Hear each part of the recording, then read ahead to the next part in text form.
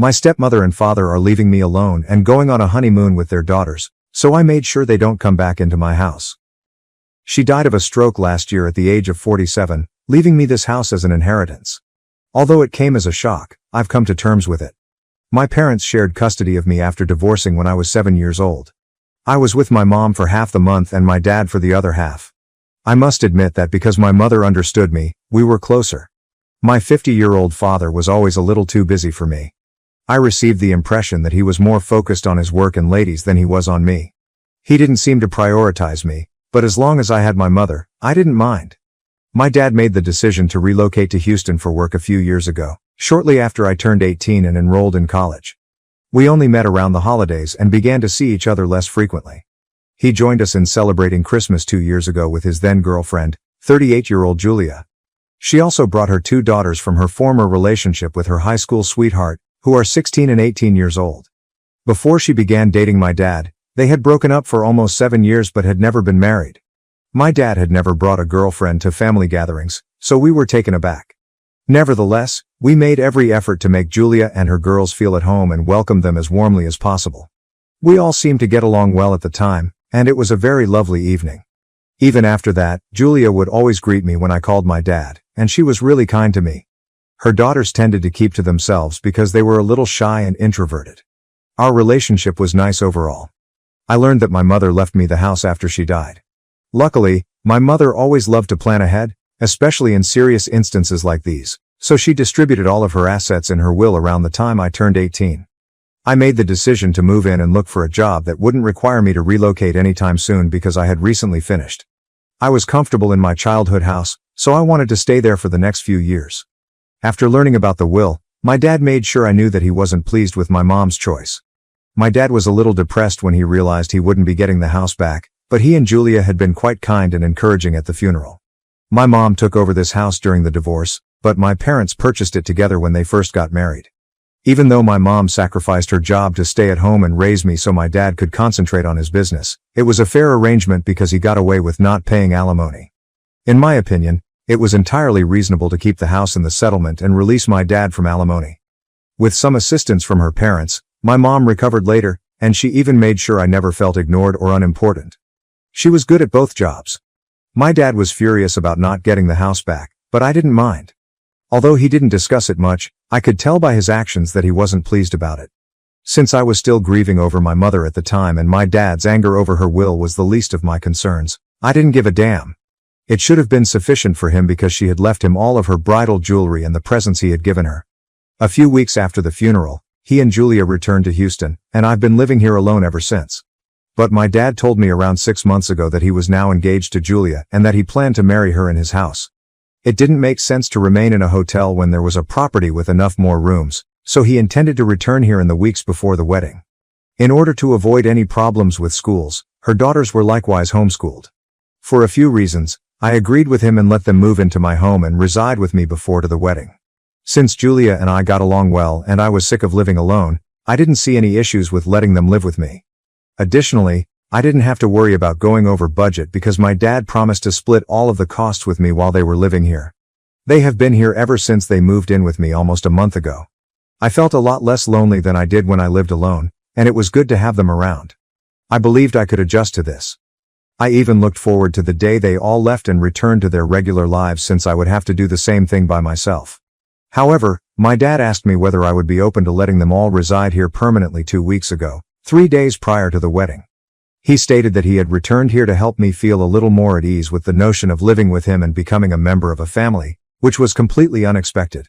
The thought of me living here alone didn't sit well with him. Now that he believed we were getting along, he wanted to know if I would be open to making this a permanent arrangement, which he intended to introduce to me gradually. I wanted to say yes at once, but I was a little perplexed by his actions after learning that he wouldn't be getting the house back. I didn't believe it was a good idea to make it a permanent arrangement so soon, even though I would have wanted to. I didn't want to act on my feelings and make a mistake. I didn't have to let them all live with me, even though I knew this was the only sensible way to deal with my intense loneliness. They had barely been residing here for a month. I told him I needed some time to ponder, even though I really wanted to say yes. For whatever reason, I had a gut feeling that it would be best for me to wait and not make a hurried choice. I put aside my sentiments and promised to let him know what I had decided after the wedding. Although he didn't bring up the subject, he appeared upset. We had a terrific time at their wedding, which took place 10 days ago. After the wedding, they were expected to remain here for a few more days before going back home. They all went off on their honeymoon without telling me, just as I was about to tell them what I had decided. Everyone had left when I woke up 2 days after their wedding, leaving me all by myself. I decided to call since many of their possessions were still at my place, but nobody picked up for a while. I kept worrying about it. For hours, I was unable to contact them, even though I had intended to inform them of my choice that same day. When Julia finally responded at lunchtime, she nonchalantly told me that they had all left for their honeymoon and wouldn't be returning for a week. I was taken aback because I clearly thought that even if I wasn't part of their plans, they would at least tell me about them before departing. I didn't want to sound petty, but I felt insulted that they hadn't asked me. I began by questioning why none of this had been communicated to me. Using the pathetic excuse that they had failed to inform me, she promised me that they would return shortly. That wasn't the purpose at all, I attempted to explain. My problem was that it was impolite of them to just walk out without saying anything or even saying goodbye. Her tone shifted when I mentioned that I wanted to speak with my dad. She claimed that my dad was too busy to speak with me. Nevertheless, I made an effort to remain composed and instructed her to notify me when he had some free time so that I could speak with him personally. I expressed it courteously, but she changed her attitude entirely. She changed from being kind to harsh and savage. She advised me not to worry them and informed me that my dad would be busy for the next few days. There was no need to act so hysterically just because they left me behind, she continued. She then felt compelled to remind me that I was no longer a child and that I had to come to terms with the fact that my dad had a new family. She went on to say that she wanted me to quit thinking about myself and tidy the house for them when they got home. She wasn't going to speak to me in that manner, and I'm not sure to whom she thought she was speaking.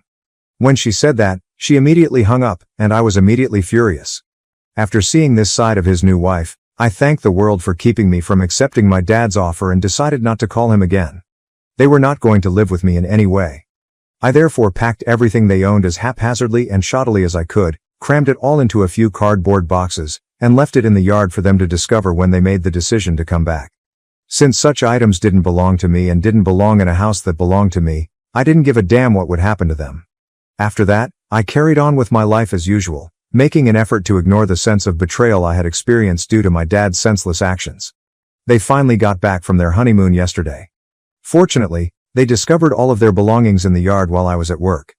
In the interim, I also replaced the door locks, which prevented them from entering. When my dad called me about it, he was furious. Since they hadn't done anything illegal and leaving me at home without warning wasn't something to be upset about, he told me I was being a spoiled child and that I was overreacting. I instructed him to get his boxes and go, and I would call the police if I saw them on my property when I got home. I couldn't waste time worrying about it because I had to return to work after he insulted me and hung up. They had taken their belongings and left when I arrived home from work. That seemed to be the end of it. The worst part, however, was still to come. My dad called me at midnight to let me know that Julia had something to say to me. She retracted everything she had said and expressed regret for the way she had spoken to me. She went on to say that she didn't want to remain on bad terms with me over something so trivial and that she would welcome a second chance to make things right. I didn't need her phony excuses, so I instructed her to stop talking and go away. Since I wouldn't be letting them live with me, I understand why she felt the need to act like a happy family. She wouldn't have delayed so long to acknowledge her mistake if she genuinely regretted what she had done. She would have apologized throughout their vacation or maybe immediately following that phone call. My dad probably doesn't regret anything either, but he decided to appear nostalgic when he knew I wouldn't forgive them. He accused me of being cold-hearted for not allowing them to live with me. He wanted to live in this house because it made him think of my mother, but he said he was willing to split all the expenses if I allowed him to return. He claimed that since he only wanted to feel closer to my mother, it would be self-centered of me to throw them out in this way without considering the consequences. He even attempted to justify Julia's actions by saying that she had simply had a rough day and that nothing she said was intended. He went on to say that his girls wanted to return and start anew because they missed me. However, I refused to accept any of that. Since the divorce, I'd known my dad had his eye on this house, and after seeing this side of Julia, I didn't want to take any chances. I told him that since I wasn't going to change my decision, they couldn't return. Suddenly, my father broke down in tears over the phone. He said that because I refused to let him reside in the home where he had the greatest days of his life, I was the most self-centered daughter ever. He claimed that I was being petty and harsh because of a minor argument with Julia and the fact that they hadn't invited me on their honeymoon, which wasn't even the primary point of contention. My mother would despise this ugly side of me, he said. After his wife mistreated me and they didn't even invite me to go on their honeymoon, am I the bad one for not letting my dad and his new family move back in with me? First update. My initial post didn't receive the kind of response I had anticipated. I get what everyone was trying to say, but I don't believe some of you needed to be so nasty about it. Since my dad doesn't deserve it, I stayed true to my resolve and didn't allow him to move back in. I don't need any more rudeness in my life, and that's all he's been so far. At first, he and Julia were both quite sweet to me, so it was lovely while it lasted. But my dad's true colors came out when I told him that I still needed time to ponder. Unfortunately, I'm not that weak. They probably ran out of patience and believed they could intimidate me into having them live with me. Being by myself is preferable to hanging out with the wrong people. His reaction when he discovered that the house deed had been moved to me rather than to him should have been enough to make me realize how materialistic and self-centered people can be when it comes to these things. Therefore, I shouldn't have allowed them here at all. Regarding Julia, I'm relieved that she decided to pointlessly argue with me and ultimately caused significant harm to herself. We all could have been a happy family, or at least I suppose we could have been, had she not spoken that. However, I will never fall for their deceptive tactics again, so that will never occur. All of my grandparents had already died, I was alone, and I missed my mother. I needed a family to be there for me, but these folks are obviously not capable of doing that. Fortunately, I discovered it before it was too late. Since they left a few days ago, my dad has been phoning me frequently and texting me because I don't pick up his calls. They don't deserve it, but he feels that I should at least give them one final chance to make amends. They squandered their one and only opportunity, and I have no doubt that they will do the same if I offer them another. It doesn't make sense to take that chance because it will impact me more than anyone else. Although I regret how I treated my dad, there isn't much I can do in this circumstance. He never bothered to put forth much effort with me, and you get what you sow. He never did anything for me, therefore he has no right to be upset when he understands that I won't base my decisions in life on him and his emotions. Second update. It seems like my dad is really desperate to move and not just insists on it. Can you guess why? He was fired a few months before his wedding and has been living off his savings ever since because he didn't take the vacation he claimed to have taken.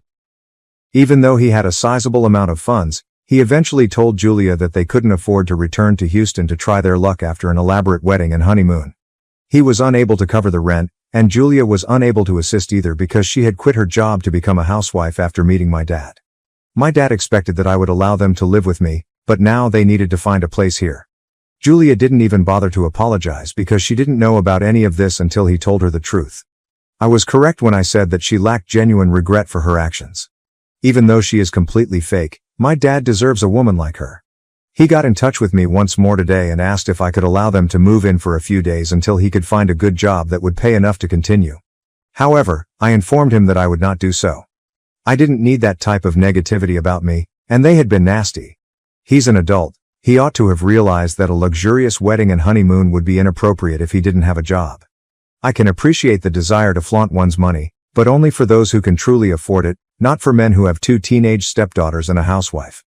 I'm not to blame for his decision to disregard his obligations, even if he was fully aware of them. I'm not going to feel bad about prioritizing myself. Since I am no longer responsible for any of this, they may handle things on their own. I tried to be a little more courteous than I am here because I didn't want to come off as making fun of him or anything. I contacted him and stated the same things I mentioned here. Nevertheless, he chose to see it as a parody of the situation and informed me that I would be held accountable for my actions toward him. I didn't reply since I'm not sure how to react to that. He will now find a way to blame me for it and make it my responsibility, regardless of what I say. Therefore, it is preferable to be quiet and let him suffer. I scarcely care about it anymore. Third update. Today, my dad made the decision to leave the city. However, why would he depart without informing me of my shortcomings as a daughter? He could have gone in silence, but he and his wife are who they are. They decided to turn it into a big show. I haven't spoken to him in almost 3 weeks. After that, we didn't talk again, and he didn't even try to get in touch with me. However, he and Julia texted me today to tell me that they were overjoyed to tell me that Julia's ex-boyfriend had agreed to pay for their return journey and would even allow them to stay with him. He apparently had an epiphany that he needed to see his daughters as well. Although her ex-husband paid child support and Julia had full custody of her girls, he was never quite able to find time for them. After waiting long enough for my dad and Julia to resolve their differences amicably, he offered to clean up his own mess after realizing they were of no service. I guess this is fantastic for his daughters. At least some fathers do take charge, even if it's too late. I recognize that this might have been the only answer, but they didn't tell me all of this up front. A few hours earlier, they shared a photo of their girls along with a comment that included a 4-leaf clover sticker and a fortunate clover. I'm intelligent enough to deduce the possible true reason for Julia's ex's unexpected realization and the reason he's paying for their return trip.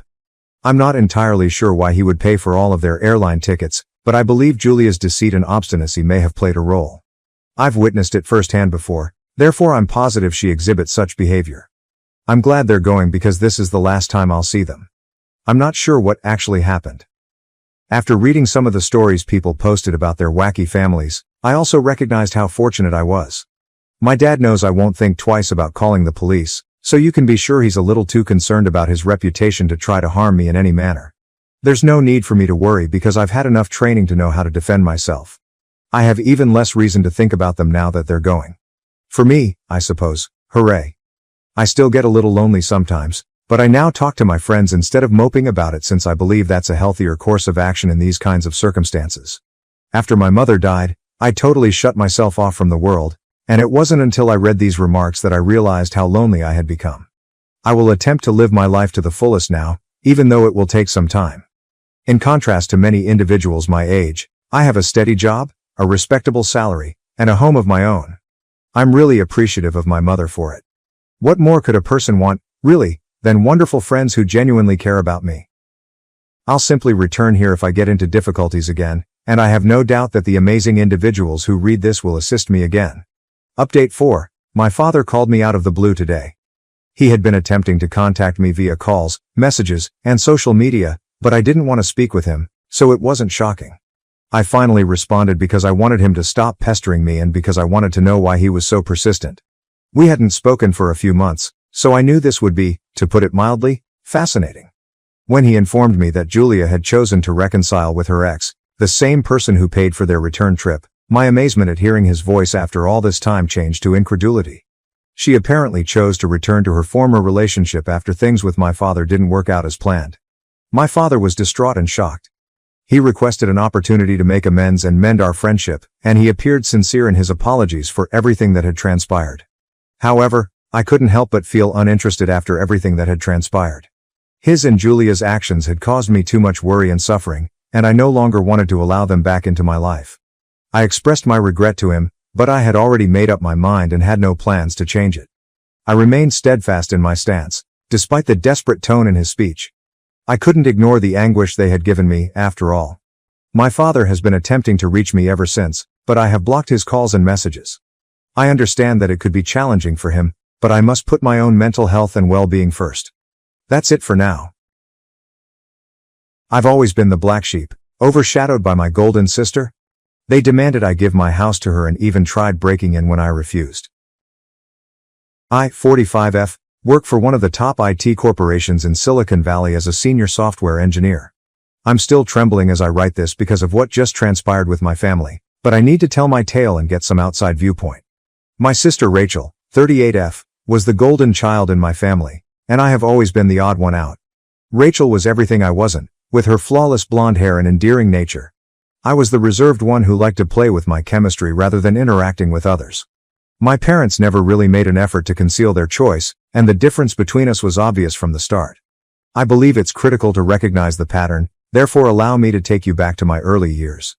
I won my first school science competition when I was 8 years old. With orbital patterns included, I produced a functional model of the solar system. My teacher called my parents directly because she was so amazed. They should be proud, wouldn't they? False. Rachel had a dance recital, so they were unable to attend the award ceremony. Mom said, "But honey, Rachel needs us there. She gets nervous without us watching," as she arranged Rachel's hair. The pattern was established early on. Rachel's activities, no matter how insignificant, always took precedence over my accomplishments. I can still clearly recall my 10th birthday. For weeks I had been hinting that I wanted a microscope. I ended up looking like a cupcake in a pretty pink frock instead. "But Mom, I hate dresses," I objected. She simply smiled and replied, "Nonsense. You'll look just like Rachel," which was a complete miss. The gap only grew further during middle and high school. While I lost myself in literature and experimental experiments, Rachel soared through school thanks to her charm and good features. Because, at least she's trying, her C+ grades were praised, but my consecutive A's were anticipated and barely noticed. When I reflect back on the science fair incident from my senior year, it still hurts. I had been refining my sustainable biofuels project for months. It was the state science fair, not just a school competition, so I was shocked to hear, "First place goes to Carla," when the winners were announced. I tried to express my joy during supper that night, but Mom interrupted me in the middle of my sentence. She murmured absently, "That's nice, dear." And then she turned to Rachel. Dad didn't even look up from his newspaper when he said, "Princess, have you decided on your prom dress yet? We need to start looking soon." Rachel's participation ribbons from dancing recitals were on display in the living room, while the trophy I had received sat collecting dust on a shelf. I think the event with the college admission letter was when I finally realized that nothing I did would ever be good enough for them. I was thrilled to receive my acceptance letter and full scholarship to a top tech university. I waved the note as I dashed into the living room. "Mom, Dad. I got in, full ride and everything." Mom's eyes lifted from her magazine. "That's nice, dear. Rachel, didn't you say you needed help picking out your prom dress?" And my moment of triumph was suddenly dismissed once more. My first taste of independence came in college, and it changed my life. All of a sudden, people recognized and even loved my love of technology. I pushed myself into computer science with a zest that even shocked me. I was flourishing in my new setting while Rachel struggled through community college, more interested in parties than schoolwork. Rachel would complain, "College is so hard," when we occasionally spoke on the phone. "I don't know how you do it, Carla." I resisted the temptation to suggest that she may find it easier if she studied more and partied less. I simply shifted the topic and muttered some ambiguous encouragement instead. Rachel revealed to me during my sophomore year that she was engaged to her high school boyfriend David, 42 million. As you might assume, their wedding was perfect. Yes, the same guy who previously asked me if science was like really hard and stuff.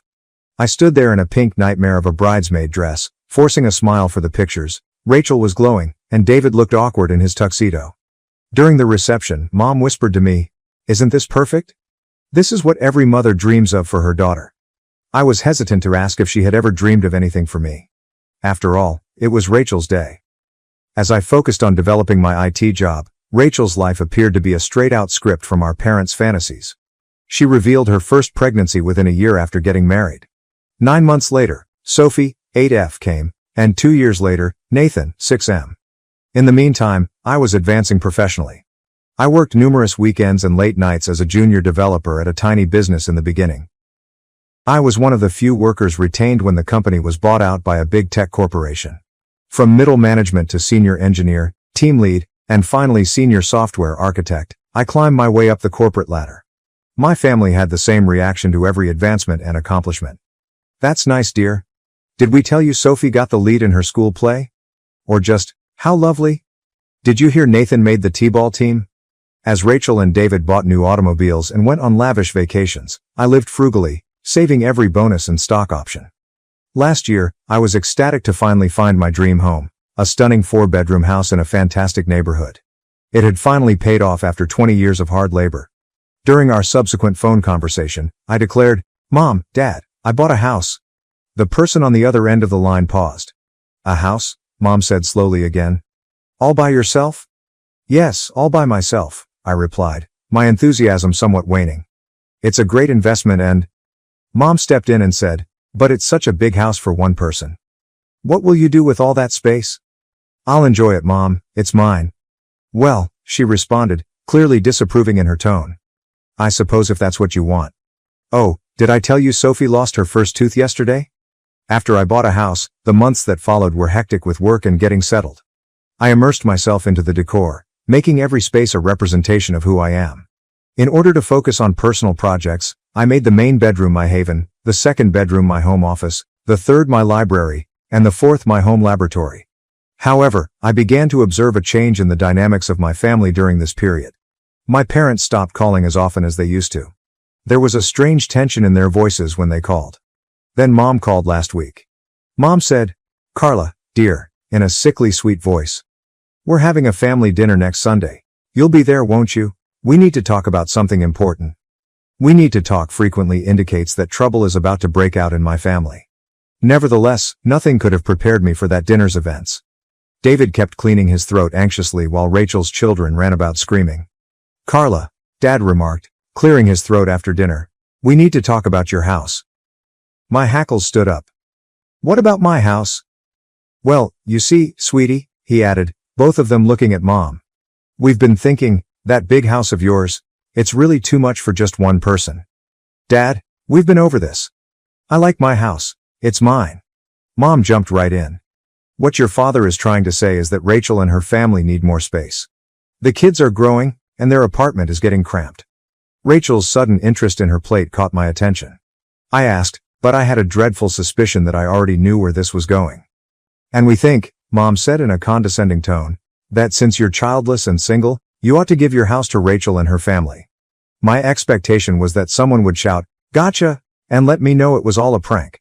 But all I saw were faces full of anticipation. "You can't be serious," I said at last. "Now, Carla," Mom replied condescendingly.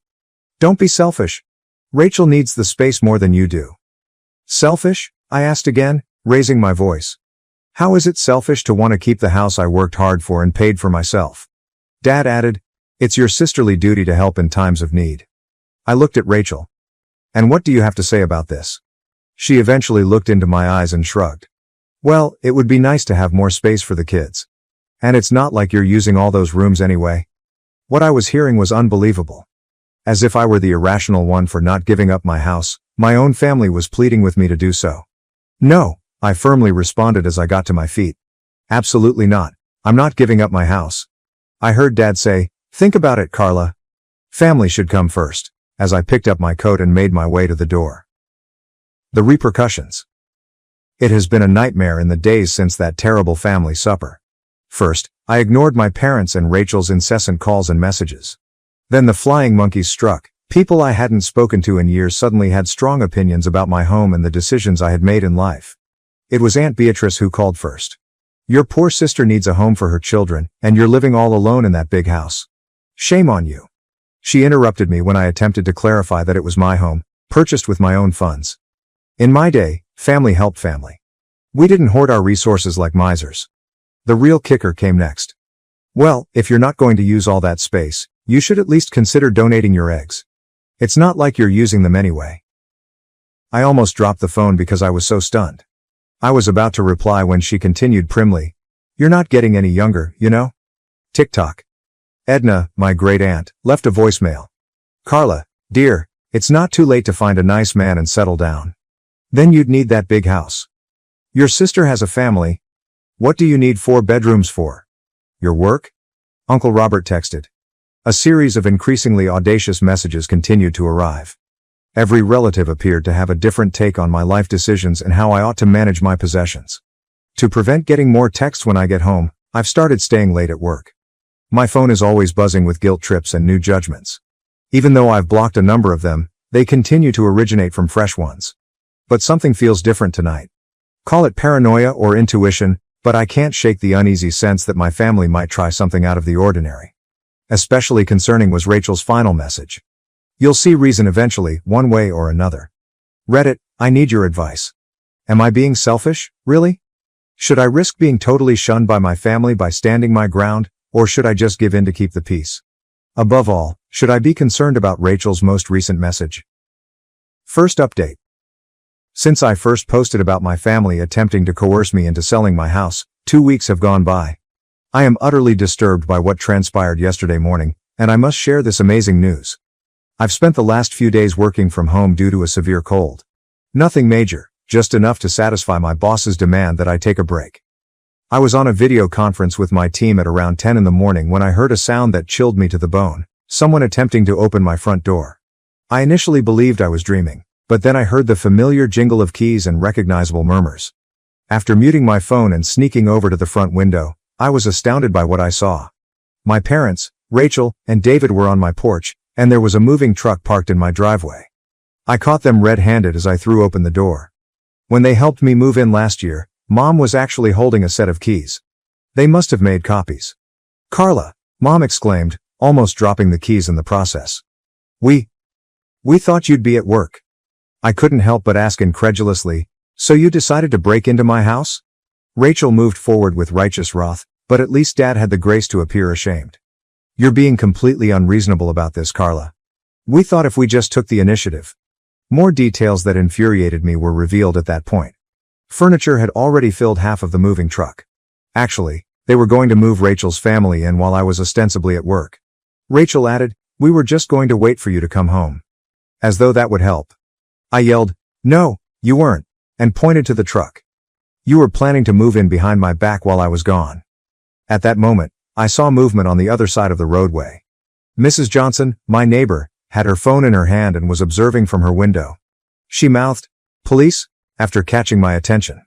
I gave a grateful nod. I said, "I've called the police," in a trembling but forceful voice. "You wouldn't," sneered my dad. "Your own family?" The sirens sounded as if at the exact moment. When a police car arrived, my family's faces lost their color. 2 policemen came to observe the scene. One questioned, suspiciously glancing at the moving vehicle. "Is there a problem here?" "Yes, officer," I responded, attempting to maintain a calm tone. "These people were attempting to break into my home." "Carla," exclaimed my mom. "How could you?" My family was examined by the officers. "Is this true?" The officer held up a hand as my father began to stutter forth an explanation. It was both exciting and upsetting what happened next. "Sir, trying to enter a property without the owner's permission is a serious offense. I'm going to need to see some ID from everyone." The officers took pictures of the moving vehicle, recorded the duplicate keys, and obtained statements. They clarified that although they would not make any arrests this time, they would record the incident and charge anyone who tried to make an arrest again. Rachel glanced around as they were being led off my land. "You'll regret this, Carla. You'll end up old and alone." I sat down on my couch, trembling, after everyone had gone. However, the day was far from done. An hour or so later, I got a call from a surprising person. Aunt Margaret, Maggie, my mother's sister. "Carla," she gently began. "I heard what happened. There's something you need to know about why they're really after your house." I was astonished by what she told me. She apparently works at the bank where my family conducts business, and she has observed some quite alarming trends. In addition to living over their means with fancy automobiles and lavish holidays, Rachel and David are heavily indebted due to David's severe gambling addiction. For years, he has been surreptitiously depleting their accounts. However, things worsen. A few years ago, my parents lost a lot of money in a pyramid scheme.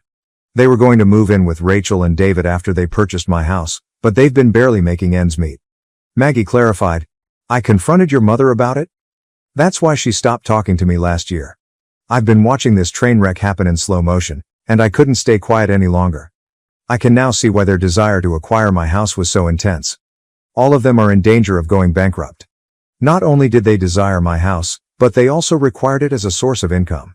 The remainder of the day has been devoted to installing security cameras, changing my locks, and taking notes on everything. Just in case, I'm also considering obtaining a restraining order.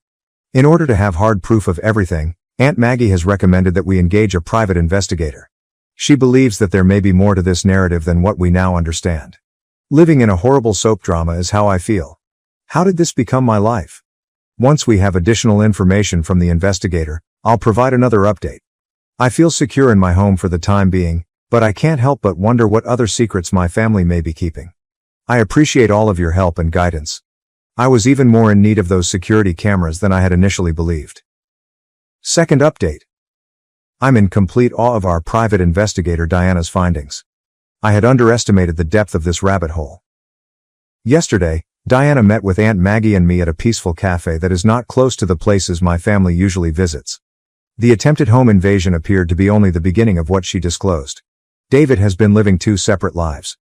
Diana not only verified his addiction to gambling, but she also discovered a 2-year-long affair with my cousin Jenny. While Rachel and my parents were struggling financially, he was spending money on weekend vacations, upscale hotels, and pricey presents. Diana replied, "Look at these credit card statements," which included frequent expenses at the Grand Hotel, Tiffany's jewelry purchases, and weekend getaways to Las Vegas. They were all from the same places and matched Jenny's social media posts. This is where it becomes even more twisted, though. The funds David spent on his extravagant affair? My parents contributed a large amount.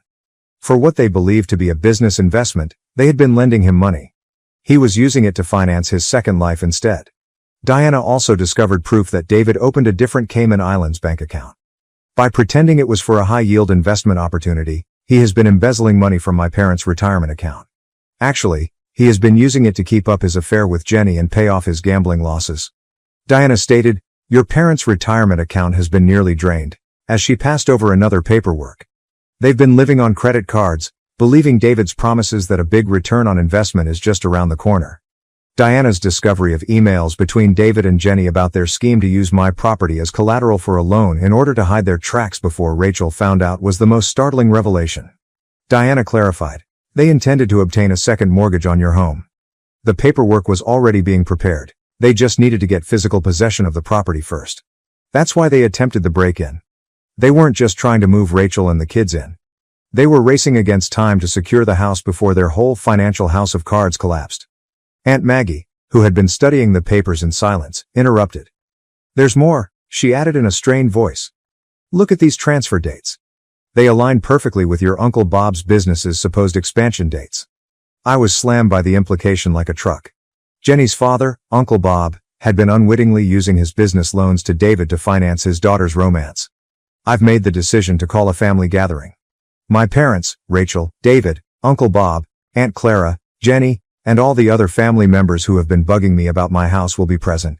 They are coming to my house, the house they attempted to steal, at 2 p.m. tomorrow.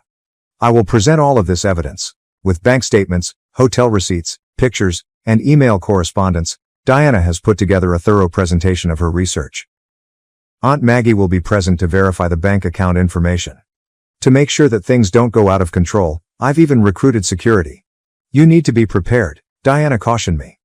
When cornered, people like this tend to lash out. They might try to blame you for investigating or accuse you of destroying the family. I'm tired of being the family doormat, even though I know she's right. Everything is different tomorrow. I feel bad for bringing this to everyone's attention, especially Uncle Bob and Rachel. Both of them are also sufferers of this. However, I can't find it in my heart to be nice about this after years of being treated like a second-class family member and being forced to give up my house to cover for their falsehoods. The security cameras have been set up. The evidence is arranged. My family will discover tomorrow that the quiet, dependable sister they have been taking for granted has finally had enough. After the meeting, I'll provide another update. I have a feeling it will be explosive. I'm currently here in my home office, going over these records, and trying to comprehend how the family that made me feel self-centered for keeping my house was actually going to use it to hide their own network of deceit and lies. After the heated family gathering, the dust has finally settled, but my life has taken a totally unexpected turn. I want to explain how everything transpired and the current situation. The altercation proceeded as Diana had anticipated. The room exploded when I showed them the proof of David's financial schemes and affair with Jenny. The security personnel had to restrain Uncle Bob after he lunged at David. Jenny attempted to leave the room, but Aunt Maggie barred the door, and Rachel broke down in tears. The best part was when I showed my ace card, which was recordings of David and Jenny talking about how they were going to use my house as collateral for loans. My parents' faces became pale when they recognized the full scope of their alleged investment opportunity. In the aftermath, I made a firm move. I started by informing the ethics committee of David's business about his financial malfeasance. He was put on administrative leave pending investigation within 24 hours. He was fired at the conclusion of the week for breaking company finance regulations. Additionally, his professional licenses were revoked. I then assisted Uncle Bob in starting legal action to recoup his business loans using Diana's proof. David had misrepresented the entire investment strategy, according to the damning paperwork. Although the matter was resolved out of court, David's remaining possessions were taken away. My parents had to come to terms with themselves. After I reported the questionable activity, the bank opened an investigation into their accounts. All 5 of them now jammed into a tiny rented apartment, just as they had intended to do in my house, after being forced to sell their home to pay off their debts. After learning of David's complete betrayal, Rachel filed for divorce. She attempted to apologize to me, saying she was unaware of his plans for my property, but considering that she actively participated in the attempted break-in, I don't think it's credible. In all of this, my connection with Alex, 50 million, whom I met at my neighborhood rock climbing gym, has been the most surprising development. He travels the world taking pictures of endangered species for half of his time as a wildlife photographer.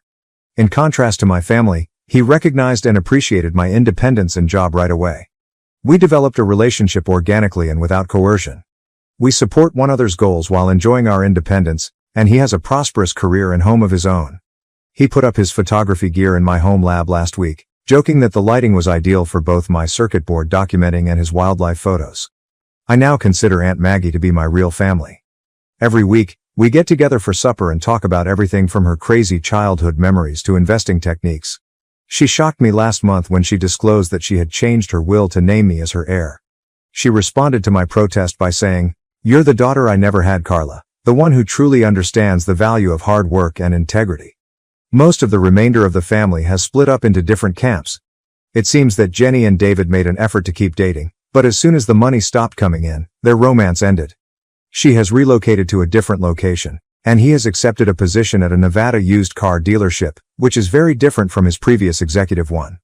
Rachel and my parents still make an effort to get in touch with me on occasion, mainly when they need money.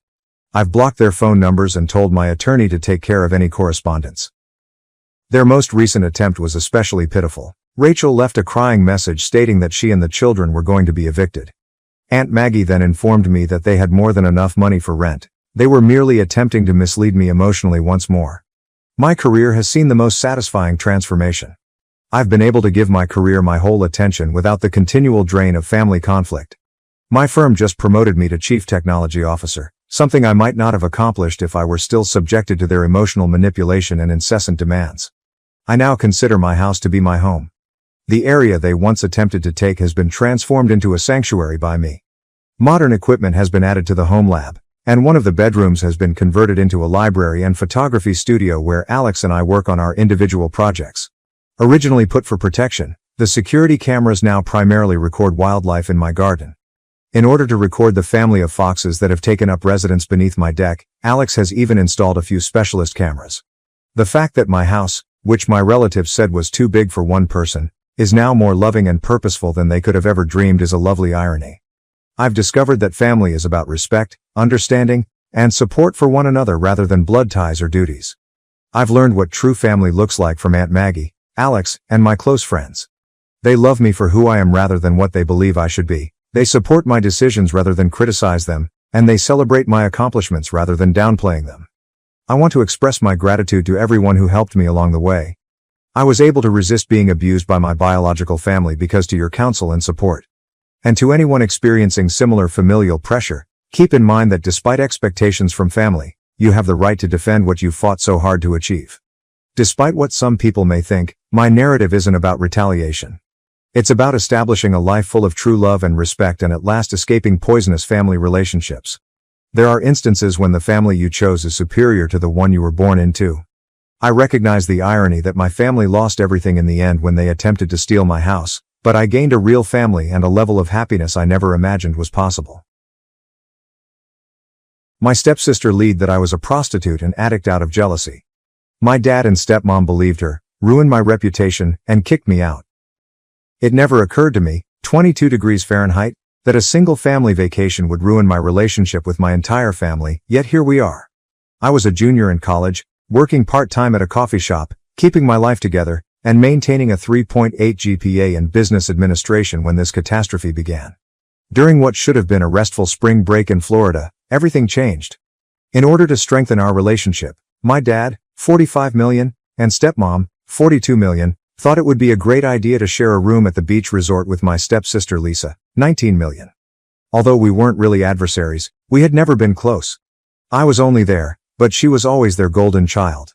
The neglected one who, for some reason, was never quite good enough. The initial days were awkwardly polite. By essentially acting as though the other person didn't exist, we were able to get along. It lasted until the third day, when I used her hairbrush without asking permission, causing things to blow up over something absurdly trivial. Lisa lost it instead of just warning me not to use it. She took my beauty bag and tossed it out the window on the 4th story. Almost everything I took for the trip, including my $200 foundation, broke on the concrete below. The true silent treatment started at that point. This was not your normal adolescent cold shoulder.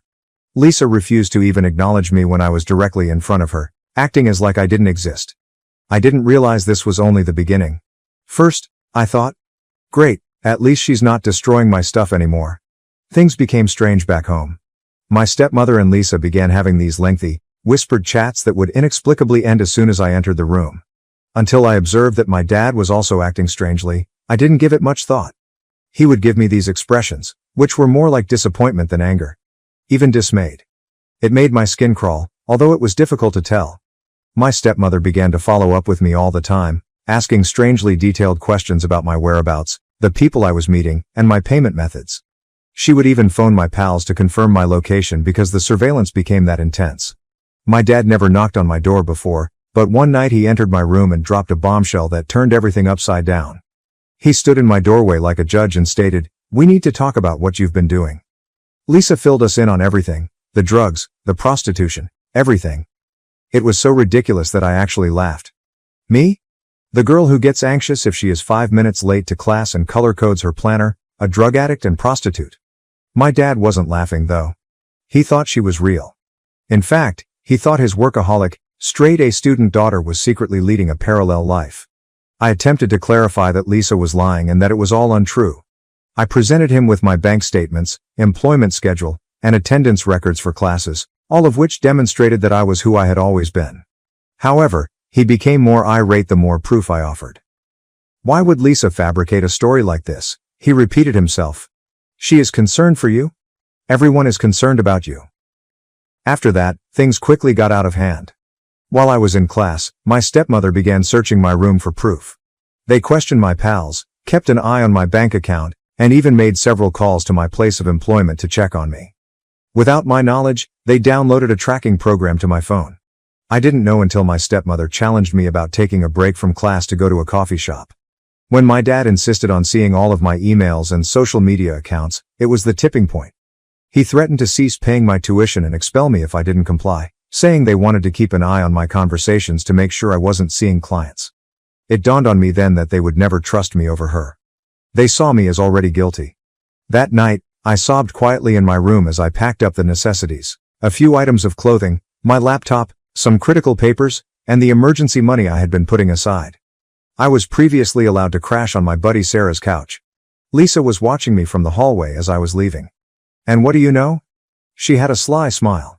She was actually grinning, like if she had won a perverse game. It wasn't easy living at Sarah's. I was lying on a couch that felt like concrete in her already small apartment. To pay for necessities, I had to take on extra work at the coffee shop. My academic performance began to suffer. Maintaining a 3.8 GPA while working 30 hours a week and sleeping on a couch is difficult. I didn't reply to my dad's one and only text. You can come home when you're ready to admit your problems and get help. On campus, the rumors began to circulate.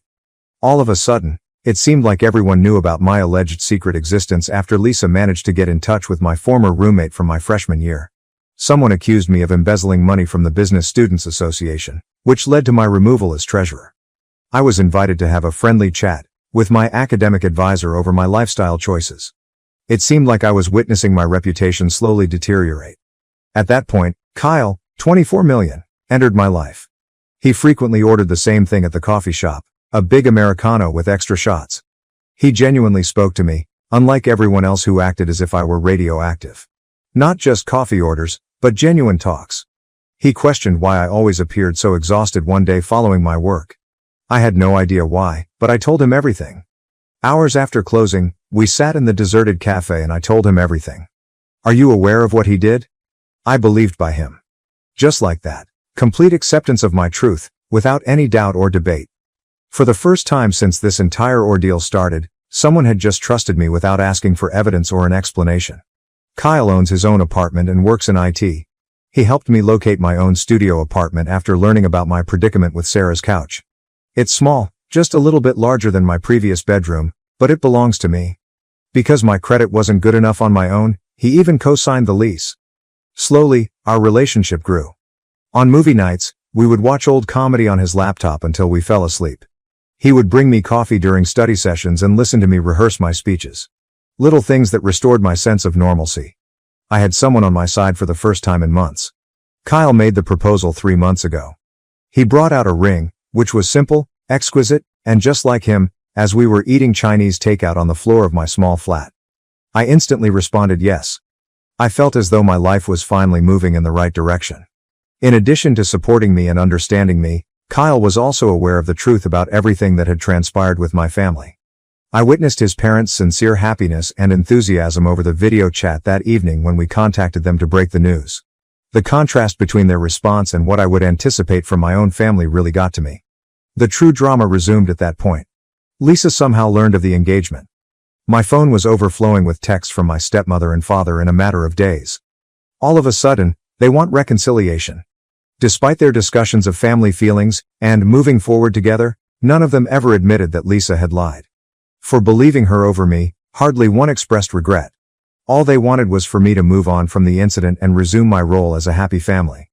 Especially poignant was my father's message. Your wedding day should be about family. Don't allow pride to prevent you from inviting everyone. Does he believe this is about that? Not the fact that they effectively labeled me a drug addict and a prostitute. Not the fact that in my own house they treated me like a criminal. Not the fact that, without even giving me an opportunity to defend myself, they decided to believe Lisa's lies? Kyle proposed that we run away. Away from the drama, somewhere calm and quiet, just the two of us. To simply go away from all of this family turmoil and begin our life together without any burdens is what I want to accomplish. A part of me, however, longs for a real wedding so I can stand in front of everyone and prove to them that I made it through. That in spite of everything they did to bring me down, I managed to create a good life. Last week, I began organizing the wedding. We're planning a modest ceremony for the spring after my graduation, nothing grand. Kyle's family has been tremendously helpful, donating their backyard for the wedding and even helping with the arrangements. I always imagined that I would go dress shopping with my stepmother, and his mom accompanied me. When I found the one, a stunning A-line dress with intricate lace details, she refrained from crying. She remarked, "You look gorgeous, sweetheart." I briefly lost sight of the fact that she wasn't my biological mother. The problem with family is that sometimes the people who select you are more likely to love you than those who are meant to love you automatically. The guest list is the most difficult portion now. Kyle adds that whether or not I invite my family is completely up to me. Today is your day, he declares. You owe them nothing at all. He is correct. I am aware that he is correct. But why is it still so painful? Why do I still find myself pondering whether or not to call them while looking at my phone? I have a box of invites on my desk, some of which bear the names of my relatives. I feel nauseous every time I gaze upon them. Given how much they contributed to your suffering, how do you invite them to share in your joy? The hardest part is that I am fully aware of the consequences if I choose not to invite Lisa. My father will not attend. My stepmother will do the same. And since that's what they do, the rest of the family will most likely support them. She is always the one they pick. Always. Emma, 26F, Kyle's sister, has been my unofficial wedding planner and sane voice during this whole ordeal. She understands it differently than other people because she experienced something similar with her ex's family. She said to me, "Your wedding day is about celebrating love, not apologizing for existing." She is correct. The focus of this day should be Kyle and I, the life we are creating together, and the family we choose to be a part of instead of the one we are born into. A mother of the bride dress in a store window, a father-daughter dance song on the radio, or the blank spots in my wedding planning binder where family photos should be are just a few examples of the little things that remind me of what I've lost every time I think I've come to terms with the absence of my family. My extended family has also begun to take sides. Aunt Susan told me over the phone yesterday that family is forever, and that I must be the stronger one.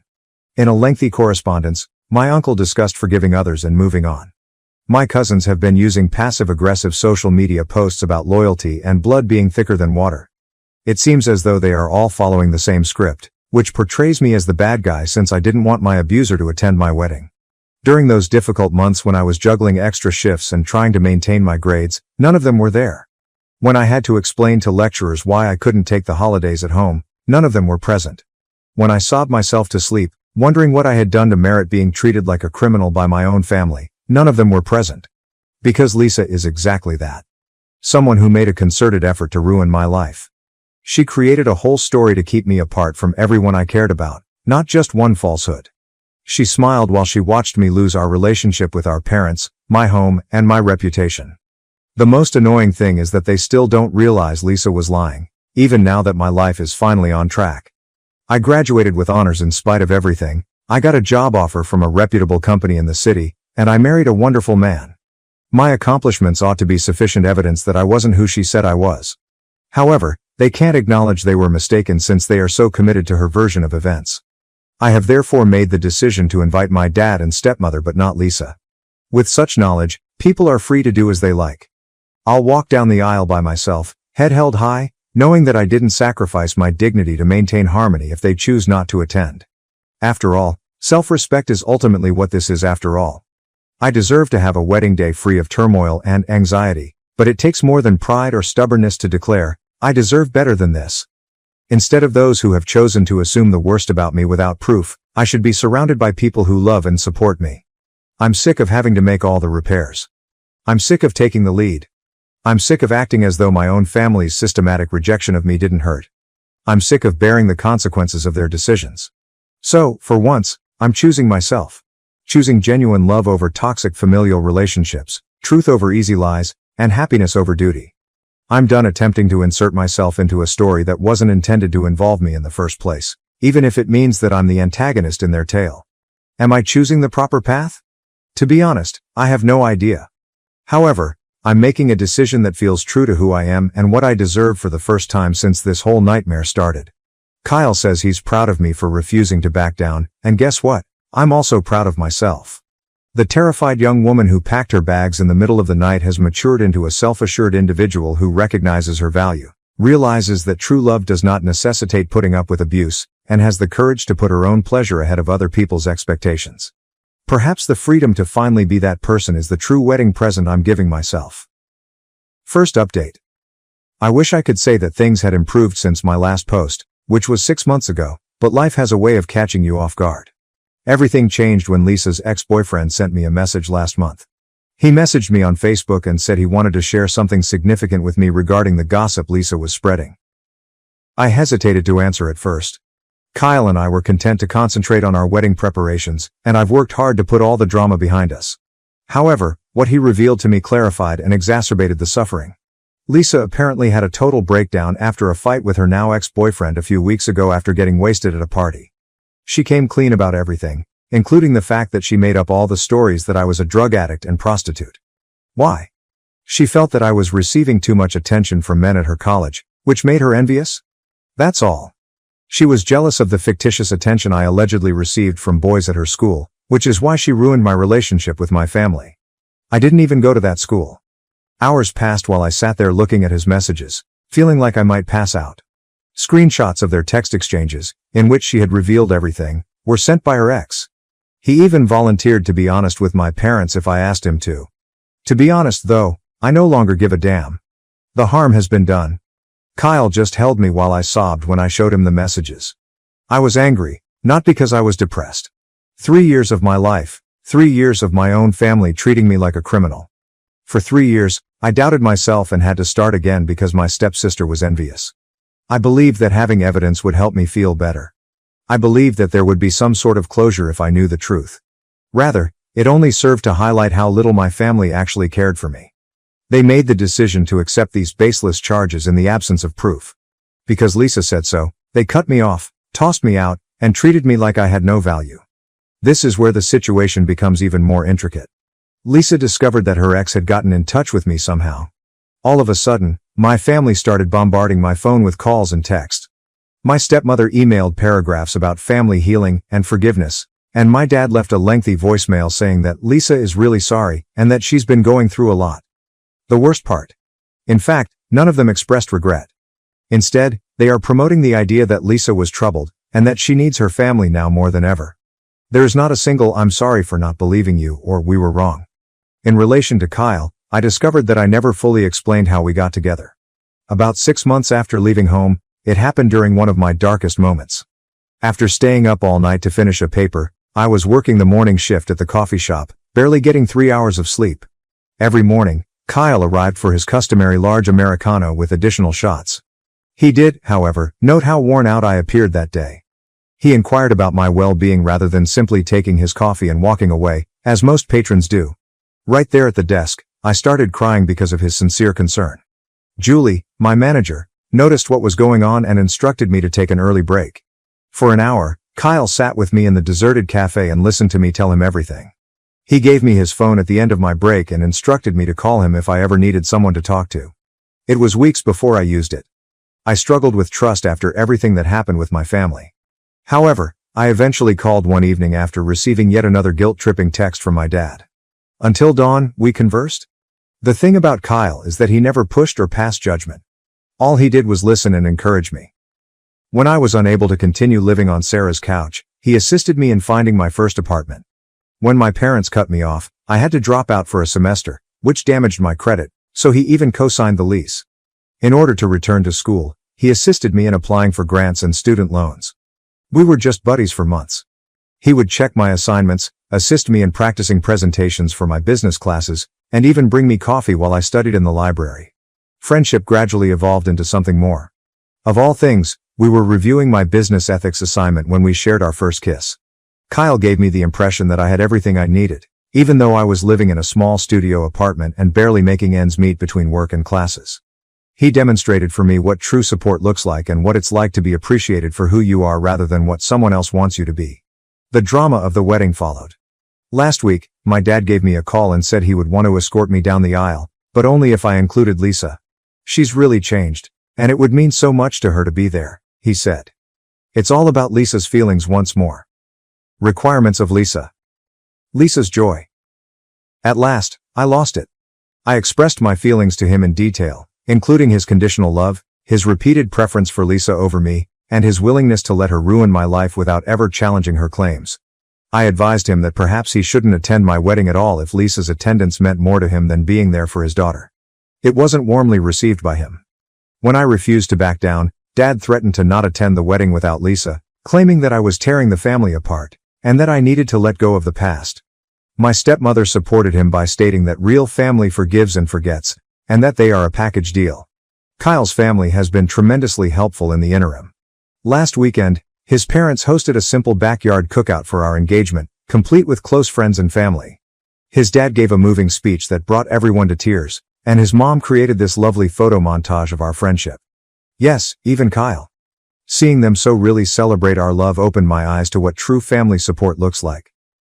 Plans for the wedding. After removing all the drama, the wedding preparations are progressing rather nicely. We discovered the ideal location for the reception, a tiny garden featuring an old-fashioned greenhouse. In an effort to give me something to pass on to our future children, Kyle's mother has been teaching me their family recipes. Through all of this, his sister Emma, who will be my maid of honor, has been incredible. She has shared her personal experiences with toxic family members and has helped me realize that it's acceptable to put my mental health above my responsibilities to my family. I had my last dress fitting last week. Along with my best friend Sarah, Kyle's mother and sister were present. I didn't miss Lisa or my stepmother when I put on the dress and looked in the mirror with other women who truly cared about me. Rather, I was appreciative of the family I had chosen and the one that had chosen me in return. Because he has demonstrated to me what unconditional parental love looks like, Kyle's father will accompany me down the aisle, not because he is taking my father's place. The list of guests is short but significant. All of the attendees have supported me at my darkest moments. Relocating to Seattle. After the wedding, we're relocating to Seattle for Kyle's new work. The relocation is being assisted by his firm, and we have already located an apartment. It's a new beginning in every sense of the word. A new town, a new city, and new employment prospects. Above all, it's far enough away that we won't have to worry about bumping into my relatives at the neighborhood coffee shop or grocery store. Sometimes the future we are planning seems like a dream. As we make plans for when we are both stable in our careers, we have started looking at homes in the Seattle suburbs. Kyle talks of one day starting a family and creating the kind of household we both hoped we had as children. It's simultaneously thrilling, frightening, and ideal. I blocked my entire family on all platforms yesterday, including social media, email, and phone numbers, something I should have done years ago. No more messages that make you feel guilty. No more playing with emotions. No more justifications like, but she's family. The truthful response to the question of whether I miss my family is yes. However, I miss the family I believed I had rather than the one that is real.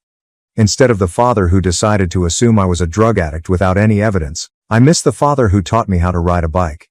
Instead of going through my belongings in search of proof of crimes I never committed, I mourn the stepmother who used to assist me with my homework.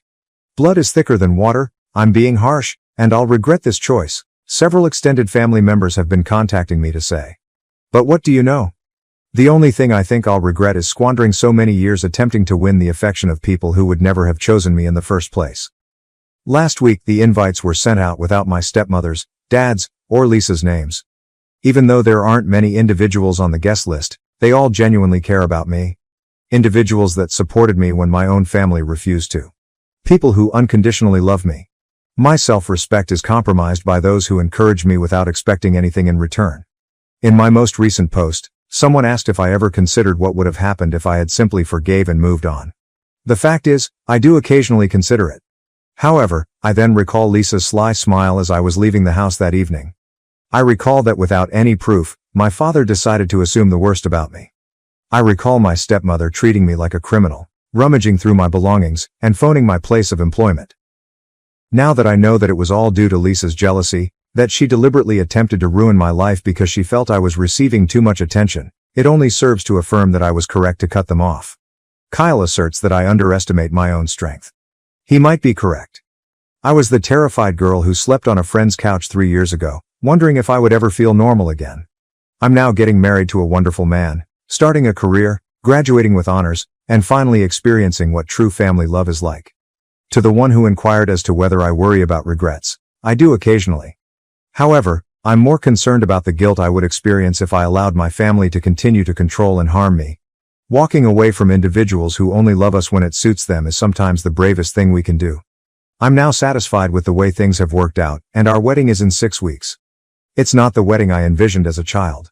No mother of the bride speech, no father-daughter dance, and no large family portraits with everyone dressed alike will take place. However, it will be genuine. There will be someone there who supported me, who had faith in me, who had chosen me. Fixing a family that never truly wanted to be healed is something I'm done with. I'm tired of having to be the one who must understand, forgive, and put everyone else's sentiments ahead of my own. I'm tired of being Lisa's backup daughter, the one who is only valuable when she doesn't require attention. Since I really don't have anything more to say, this is my final update. Lisa is no longer the subject of my story. It has nothing to do with my stepmother, father, or the family that didn't pick me. It has to do with the family Kyle and I are creating. About the love I discovered in the most unlikely locations. About the strength I was unaware I possessed. In 6 weeks, I will tie the knot with a man who truly loves me. For the first time in years, I'm not anxiously waiting for the other shoe to drop as we begin a new life in a new place. All I'm doing is living, loving, and at last, being free. I want to express my gratitude to everyone who has supported me and followed my path. Your words of support gave me the courage to defend my position. Additionally, it's acceptable to leave if you're dealing with toxic family members. Making your own decision is acceptable. Finding happiness on your own terms is okay. There are instances when the family we build is more authentic than the one we are born into. And it's not just acceptable. It's stunning. My golden child brother ruined my childhood, then framed and sued me after I married because he liked my wife. Hi Reddit, I need some guidance on a complex position I'm in, therefore I'm using a throwaway account. I just want this out there, so please pardon any errors. I'm a 43-year-old man who is the youngest of 2 siblings. To give you the whole picture, I'll attempt to give a chronological account. The golden kid in our family has always been my 45-year-old brother, Michael. He could do no wrong in my parents' eyes as a child. For instance, they encouraged him and helped him get better when he received poor grades, but even though I received respectable grades, I was disappointed. For graduating from high school, I got $300 and a pat on the back, while he got a new automobile and a huge celebration. Although we usually did our own thing, Michael wasn't a bad brother. I felt the desire to go out and experience life on my own, but I didn't really protest.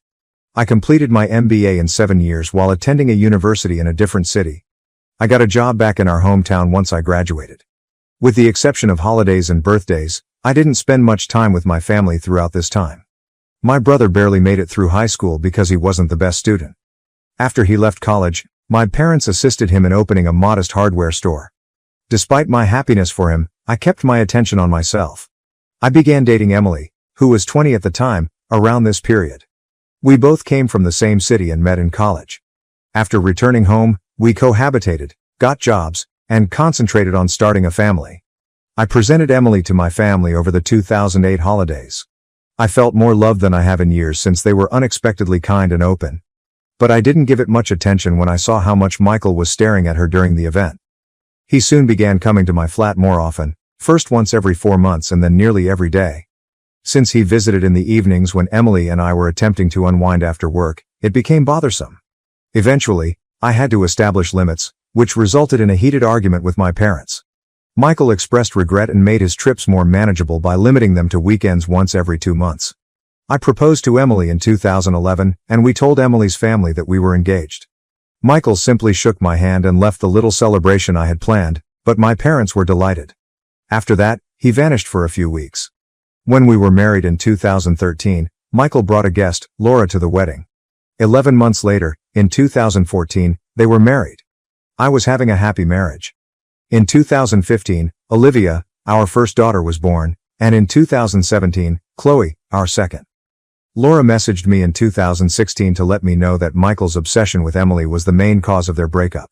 I told her I was sorry and wished her luck. In our conversation, I also questioned Emily about her relationships with Laura. She informed me that from the beginning, Laura had been a little aloof and cold with her. In front of my family, I made the decision to confront my brother. I questioned him about why his passion with my wife was ruining his life. The inquiry caught him off guard, and he denied everything. Following a heated fight, I told Michael that he was no longer welcome in my home. Emily and my dad spoke with me and reassured me that Michael was still family regardless of everything. I made the decision to be friendly for everyone's benefit. We continued living our lives as it appeared that Michael was sincerely trying to improve himself. It was July 25th, and I can still clearly recall the day in 2018. While my wife took our children to see their grandparents, I was running a number of errands. My father called me after lunch and asked me to come over to their place. He sounded irate, and I could feel the tension when I got there. There were some members of my extended family there as well as my parents, who were attempting to comfort my wife, who was crying. They accused me of assaulting a girl at a party weeks prior and sent her threatening texts instructing her not to report it, which caught me off guard when I inquired about what had transpired. I had known Amanda, the girl in question, back in high school. I occasionally hung out with a wider group of friends, including her. Amanda claimed that I had attacked her after following her to her car following a club party. Along with her allegation, she sent screenshots of an alleged chat with my wife as proof. I was startled and perplexed. My parents told me they never wanted to see me again after my father gave me a heavy slap across the face. Emily was enraged and said we were finished. No one paid attention to my attempts to defend myself and show that I had done nothing of the like. I was told that Emily and the children would not come back to me, and I was essentially thrown out of the house. In addition, my father promised to come to my flat and get their possessions. I appealed with them to change their minds when my father visited the residence. Ignoring me, he packed some bags and warned me not to get in touch with them ever again. In addition, he threatened to turn me over to the police himself if I did. By the evening, Michael had posted Amanda's narrative and the screenshots to our WhatsApp group for our extended family. I was unanimously expelled from the organization shortly after. Friends from my group called me over the course of the following few days to express their displeasure and advise me not to get in touch with them ever again. I was a complete disaster at this time. I was unable to work, eat, or sleep. My supervisor brought me in for a talk after hearing the rumors. He told me to leave the company to preserve my record, even though he couldn't do anything about the rumors without the police becoming involved. He threatened to fire me without severance and with a damaged record if the police were involved. A few days later, I reluctantly accepted his recommendation and resigned. I was still living in agony in the middle of August when I got 2 court documents, Emily's divorce papers and a letter of disownment from my family. When I went to my parents' house in my drunken and desperate state, Michael confronted me. I was assailed by him, who called me a disgrace to the family and said that my disownment was a wonderful thing. I could hardly stand and had blood running down my face by the time he was finished. Emily and my dad looked on from a distance but took no action.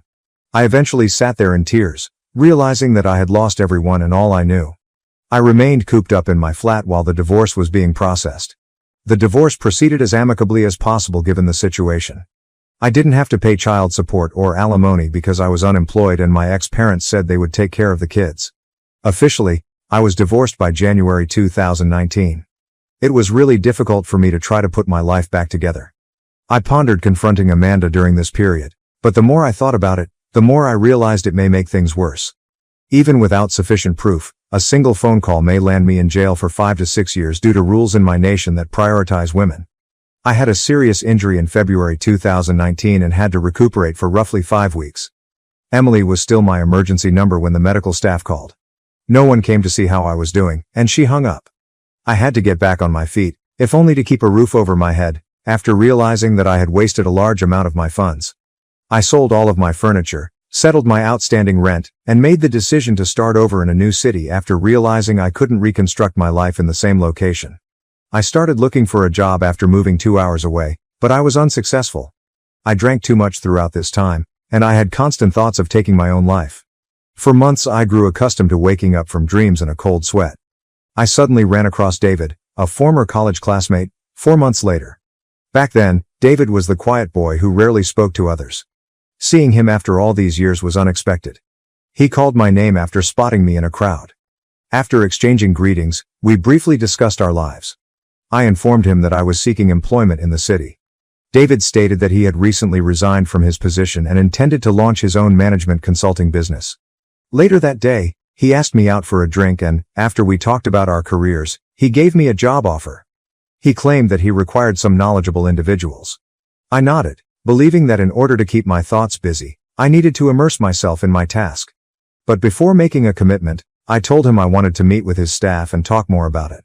David introduced me to another team member, Mark, 2 days later. He clarified that going forward, it will just be the 3 of us. I shook hands with Mark and explained that I had something to impart before we could continue. I revealed everything. My divorce, my disownment, the allegations, and how I had lost everything. I was crying as I described what had happened. David and Mark sympathized with me and told me there wouldn't be any problems as long as I didn't have any criminal history. I clarified that I had never been visited or charged by the police. David stated he would have a thorough background check done just to be sure. I agreed and fully grasped his point of view. I was living in a dilapidated rental at the time in order to save money. In case things didn't work out, I waited patiently for 2 weeks while still looking for work elsewhere. David called me 2 weeks later, and we got together that day. He welcomed me to the team and assured me that there were no accusations against me. Following that, I pushed myself into my work and, at Derek's suggestion, began going to therapy sessions. In addition, I joined a gym and used the punching bag to release a lot of my frustrations, increasing my weight from an average of 77 kilograms to over 105 kilograms. Since Derek was about Michael's age, we became gym pals, and I began to regard him as an older brother. I had regained a great deal of control over my life by the end of 2019. As the consultancy business flourished, revenue began to flow in. I started to recover, at least somewhat, after renting a lovely apartment in a respectable area. I understood that in order to truly move on, I had to take action. With his and his parents' approval, I went to court and formally changed my last name to Derek's. They welcomed me into many of their family events since they thought I was a wonderful guy. In an attempt to show my appreciation for their generosity and encouragement, I even acted as Derek's best man at his wedding. I made another attempt at dating, but it was unsuccessful because of my unresolved emotional issues, until I met Kim in 2020. Kim, 29, has half Italian and half Korean ancestry. At a coffee shop where I frequently got coffee and occasionally stopped to sit, I first noticed her. Derek once saw her staring at me and urged me to ask her out, even though at first we simply spoke for orders. She worked behind the counter. Later that day, after some hesitation, I asked her for drinks. She said she wanted to see me again after our wonderful evening. But I thought it would end like the dates I've had before, when I informed them about my background and they left. When someone left after hearing my story, I never held them responsible. I made the decision to share my background with Kim during our lunch date on our second date. Before I proceeded, I wanted her to be fully informed. I talked about the charges, the disavowal, and my difficulties letting go. Although she was caught off guard, she listened to me as I told her that I would never consider harming somebody in that way. Before choosing to keep dating me, I advised her to understand what she was getting into.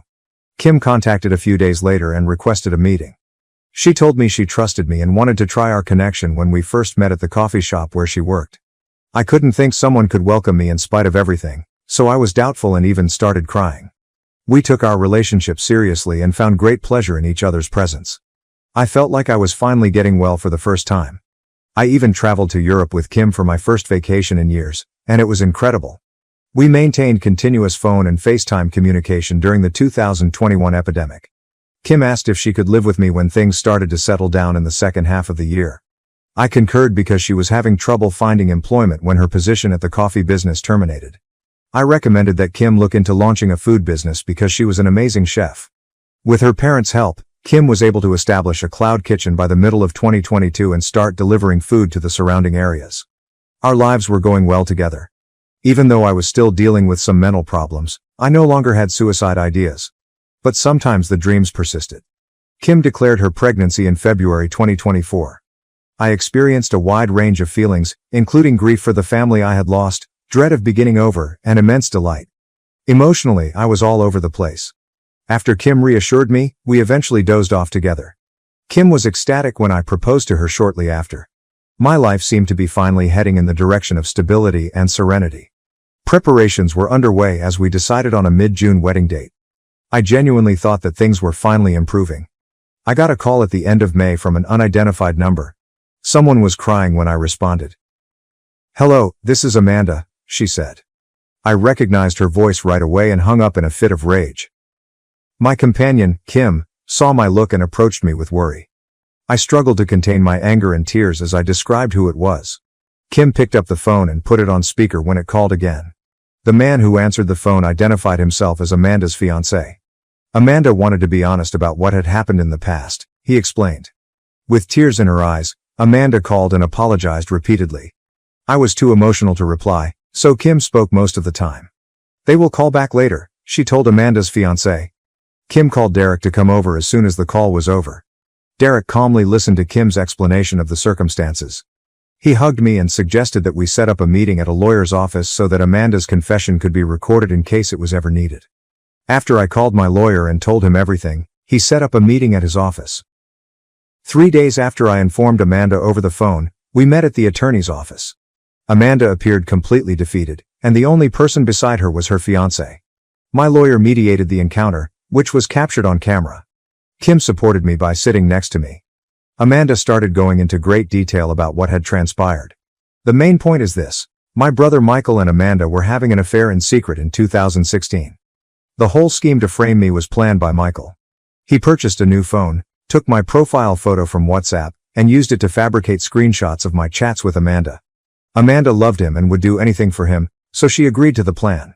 I wavered between tears and fury as Amanda told me all about it. I genuinely believe that I may have faced assault charges if Kim hadn't been present.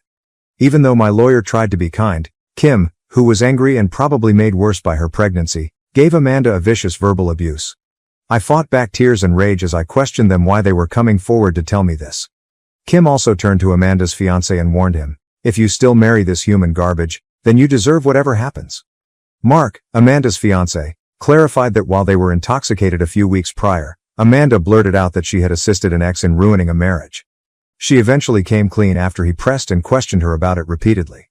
If Amanda desired harmony in her life, Mark stressed that she had take responsibility for her faults. After assisting Michael, Amanda explained, he grew aloof and chilly toward her and ended their relationship 6 months later. She had spent a lot of time in therapy trying to deal with her guilt, but she was too afraid to come clean even though she felt awful.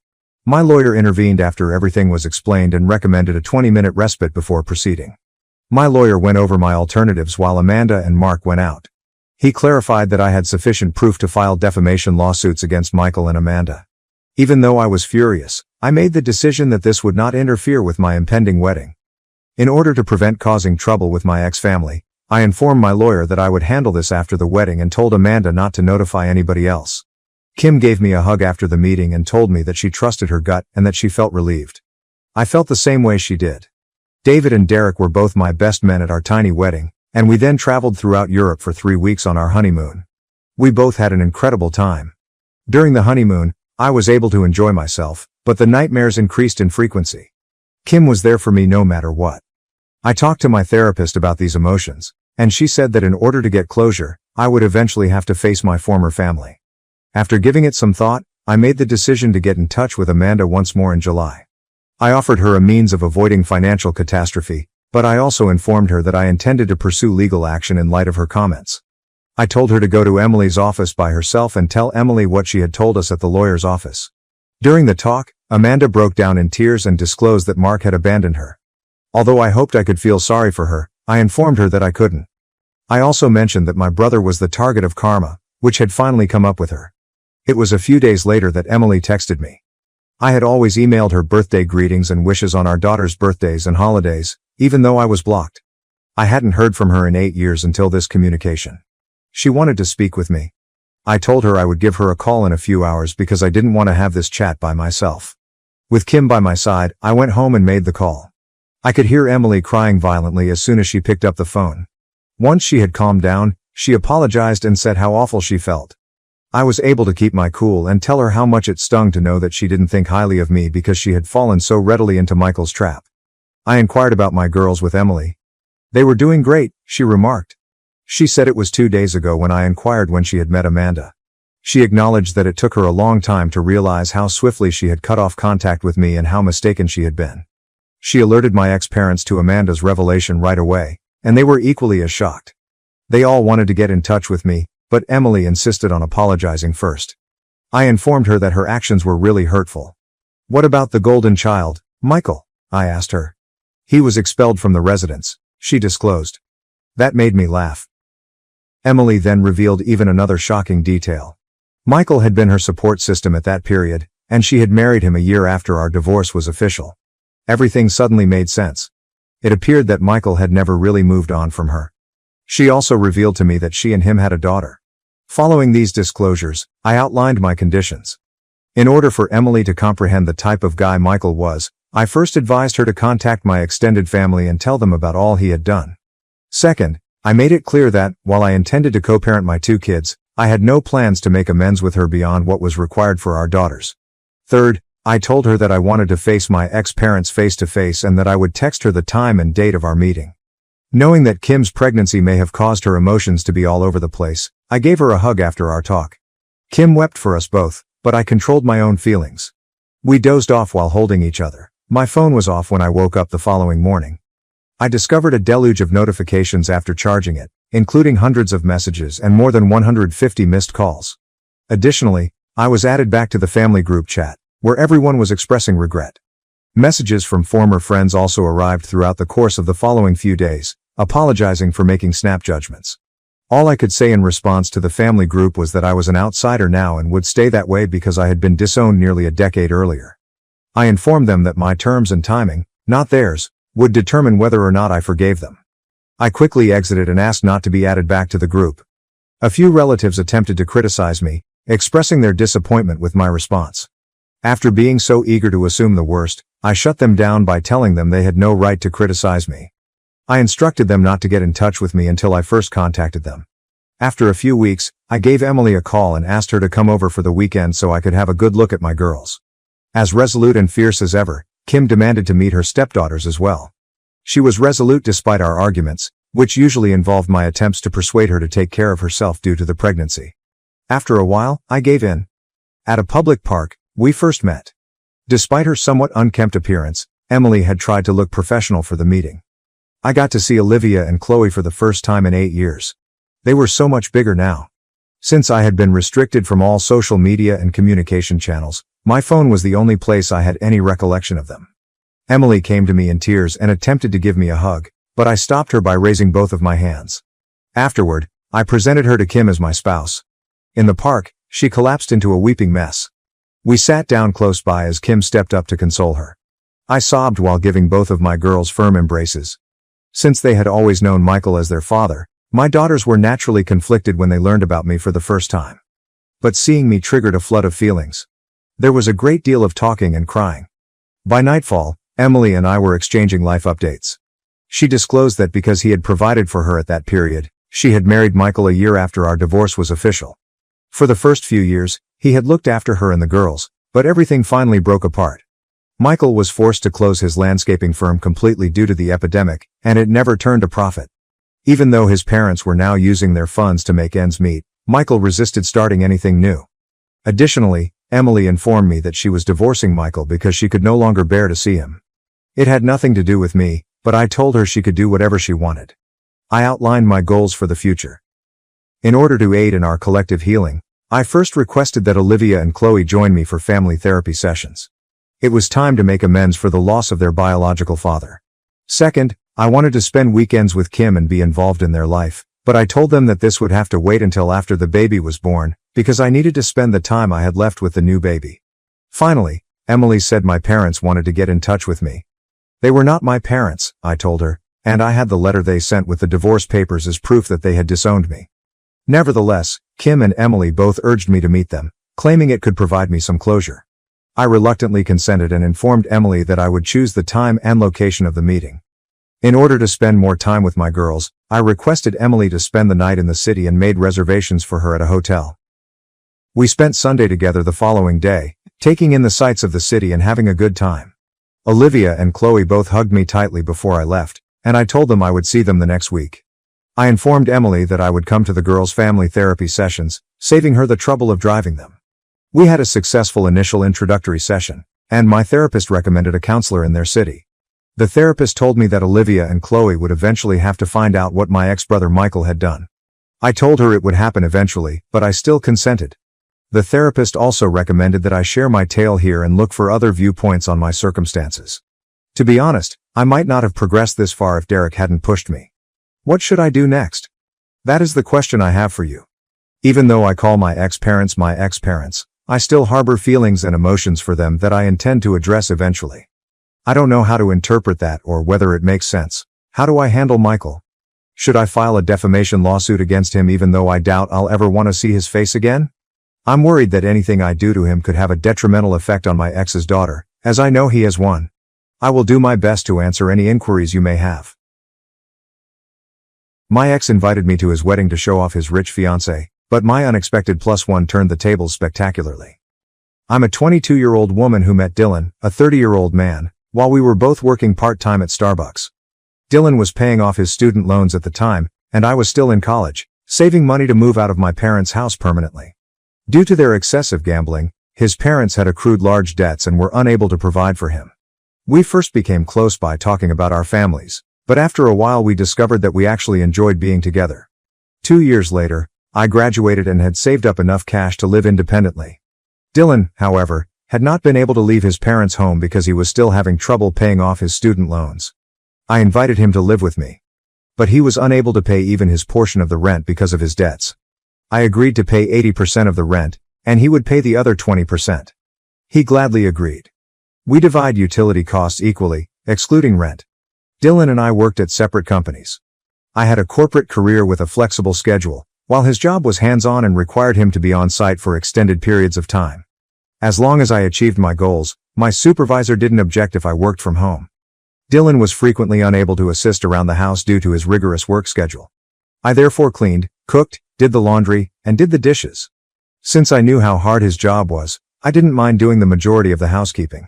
He was always the last to eat though, so I did ask him to carry out the trash. Sadly, Dylan would always forget, so I was left to carry out the garbage each morning. I had to leave for work one weekend. The house was in utter chaos when I got back.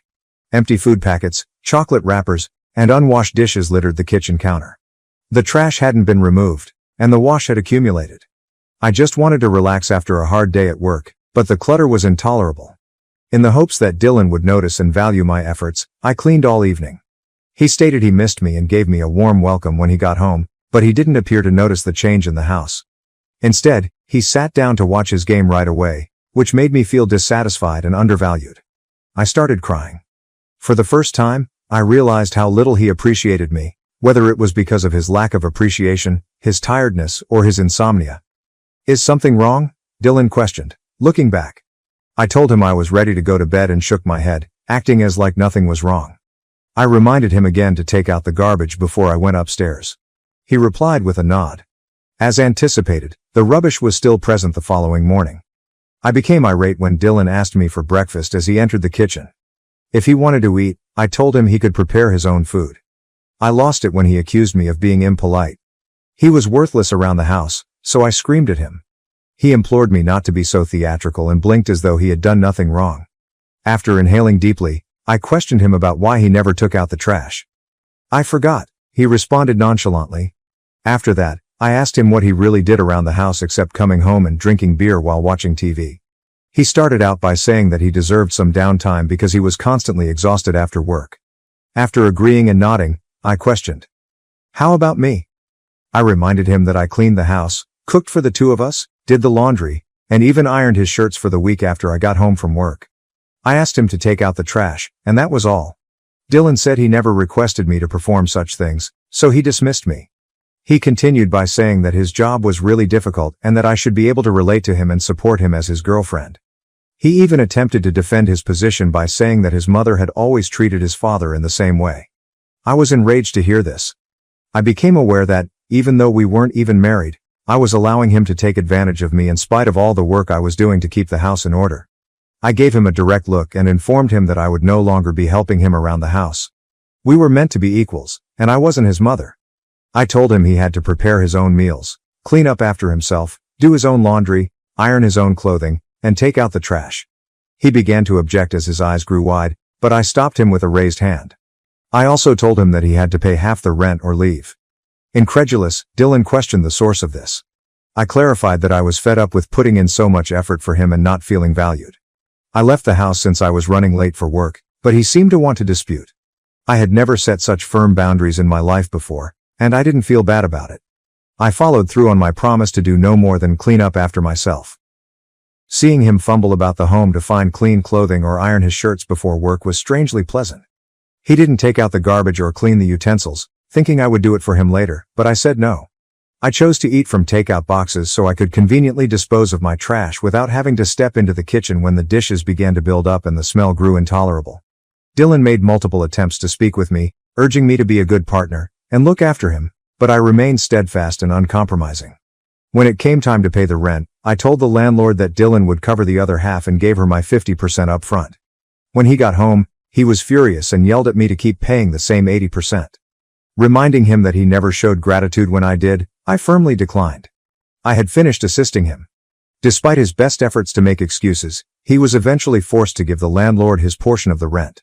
He never once expressed regret to me during this entire ordeal. He never took the time to own up to his errors or show remorse for not appreciating the housework I had done. It was really disappointing. In retrospect, I wish I had recognized him sooner for who he really was. Our arguments continued to get worse over the following few months, with Dylan accusing me of being to blame for everything and attempting to deceive me into returning to my previous behavior.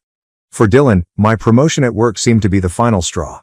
Dylan must have heard about it from one of our mutual friends, who happened to be my coworker, because that night we had the most intense argument of our relationship. After getting home intoxicated, Dylan woke me up and said that he needed to speak with me. Since he was obviously inebriated from the celebration with my friends that evening, I suggested that we speak tomorrow. I was so sleepy and irritated that I sat up in bed and asked him what was so essential that he had to wake me up in the middle of the night, but he said it was vital. Dylan then admitted inebriatedly that he had met someone at work. I realized right away that he was referring to Bella. He had brought me along to one of his office parties, where I had seen her. Bella was 25 years old, obviously quite wealthy, and the daughter of an industrialist.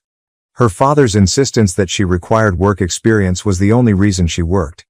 Dylan continued by saying that he was falling for her because, in his opinion, she was a real woman, in contrast to me. I honestly didn't care, so I stared at him without feeling anything.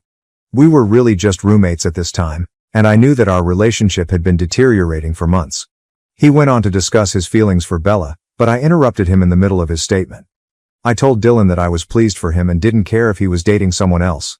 I recommended that we end our relationship amicably and that he vacate our home right away. Dylan inquired whether I was envious of Bella, seeming shocked.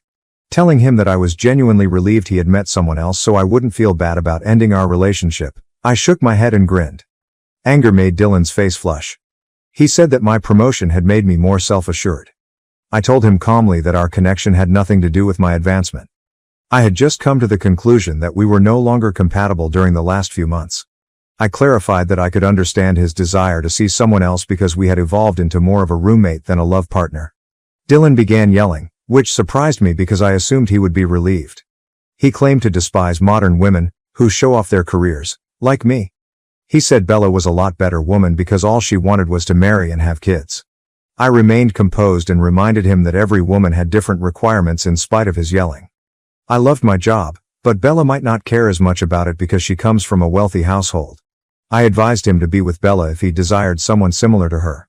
I reaffirmed that we should stop arguing and that he was free to leave our home whenever he wanted. With wide eyes, he inquired about my ability to pay the rent. I clarified that I could now pay the full rent on my own without the assistance of roommates because I had received a rise. He started yelling at me after hearing this, accusing me of trying to brag in front of him. He continued by saying that Bella was wealthier than I was and even owned a home that her father had purchased for her. He insisted that I become more complacent and change who I was. Then he scoffed, stating that men ultimately desired a housewife rather than a lady who could make more money than they could. I was sick of arguing with him in the middle of the night, so I finally begged him to stop talking. I informed him that he could sleep on the couch until the end of the month, after which he would have to move out. Even though I could still hear him complaining, I chose to ignore him and resumed my slumber. Thankfully, Dylan began packing and gradually removing his belongings during the course of the week. As I considered the possibility of eventually having the entire property to myself, I began to feel excited. When I returned home last night, I was startled to see Dylan and Bella seated on our couch. I gave him a questioning glance, and he told me that he wanted to show Bella his apartment because it was his last night there. Knowing that I would return, I found it incomprehensible that he would bring another lady into our home without my permission. I greeted Bella pleasantly because I didn't want to be impolite and I believed that this wasn't her fault. I was shocked to see how disdainfully she regarded me and didn't even acknowledge me. I went to freshen up, not wanting to take anything personally. Later, Bella came to fetch some water while I was in the kitchen making spaghetti for myself. I felt uncomfortable for a minute as she stood there observing me. She looked at me with the same disdain as before when I inquired if she wanted anything. I chose to ignore her and carried on preparing my lunch with the intention of eating it quietly in my room. I was about to head downstairs after eating when I heard Bella and Dylan conversing. After dating someone who looked like me, Bella was telling Dylan how fortunate he was to have upgraded himself. Dylan laughed and agreed with her, and I froze in disbelief. When Bella questioned him about why he had ever fallen in love with me, Dylan replied something that broke my heart. Because I was naive enough to lend him money during college and pay for our dates, he admitted that he had taken advantage of me. He disclosed that he had been able to save a significant amount of money because I had been paying over half the rent for the previous 2 years. I was shocked by what I had just heard. I had assumed that he might have taken advantage of my kindness to pay over half his rent, but I was unaware that he had been taking advantage of me from the start. Bella and Dylan persisted in discussing our connection and making fun of me in every manner they could. I was on the verge of crying out of embarrassment, but I didn't want them to see me that way. I went back upstairs quietly and sobbed into my pillow for the remainder of the night. When I woke up the following morning, Bella and Dylan had left. He had formally moved out after gathering his belongings. I finally realized I was free of him, and I wandered around the home in a stupor. The sense of relief I experienced upon realizing that he was finally no longer in my house or in my life is beyond words. I danced around the house and shed happy tears. After that, I started to clean the entire place to remove all traces of him. I really appreciated being independent throughout the course of the following few weeks. What Bella and Dylan had said about me no longer mattered to me. Everything was well until 2 months later, when a mutual buddy told me at work that Dylan and Bella were getting married. It all seemed too abrupt, and I was surprised. When our buddy showed me their engagement photos, they looked like a happy couple. I acknowledged that I would never have been content with Dylan anyhow, but I also felt a twinge of regret for how he had taken advantage of me throughout the years. I was thus thrilled that he had discovered someone who could bring him joy. When I returned home that evening and looked in my mailbox, I discovered an unexpected wedding invitation. When I recognized that it was from Dylan and Bella, my eyes widened in surprise. Until I opened the invitation and noticed something scrawled in the corner, I initially believed it might have been an error or that he had invited me out of courtesy. "I want you to attend my wedding so you can see the grand life I'm going to have with Bella," was written inside the card. Slowly, it dawned on me that he had asked me just to flaunt his newfound fortune, his marriage, and his wealthy spouse. I inhaled deeply as I tried to figure out why he would invite me in this way given that all I had done over the years was look after him. My pent-up rage and resentment from all the years started to explode. I had to be petty with him, I realized. With a +1, I replied, yes. I was determined to make Dylan regret ever inviting me, and I had a scheme in the works. After turning on my laptop, I started looking through Bella's social media accounts. I looked at every photo she had ever uploaded. Fortunately, I was able to locate what I was searching for. Bella and her ex-boyfriend Jake had broken up just 6 months prior. They had obviously been dating for a very long time because she had multiple postings with him and their photos went all the way back to high school. Jake accepted my friend request from my profile, and I messaged him after he said yes. I was shocked when he answered, and we struck up a conversation. I informed Dylan that I was his ex and that I intended to invite him as a guest at their wedding. I told Jake everything since he appeared interested and wanted to know why I was contacting him. Jake talked candidly about Bella's repeated infidelity throughout the course of the following few weeks. I was unaware that she had recently had an affair with Dylan. He went on to disclose Bella's constant attraction to older males. He wasn't overly shocked, therefore, when she confessed her love for Dylan while they were still dating. They broke up fairly badly, as you may guess, and even though she told Jake they should stay friends, he blocked her everywhere.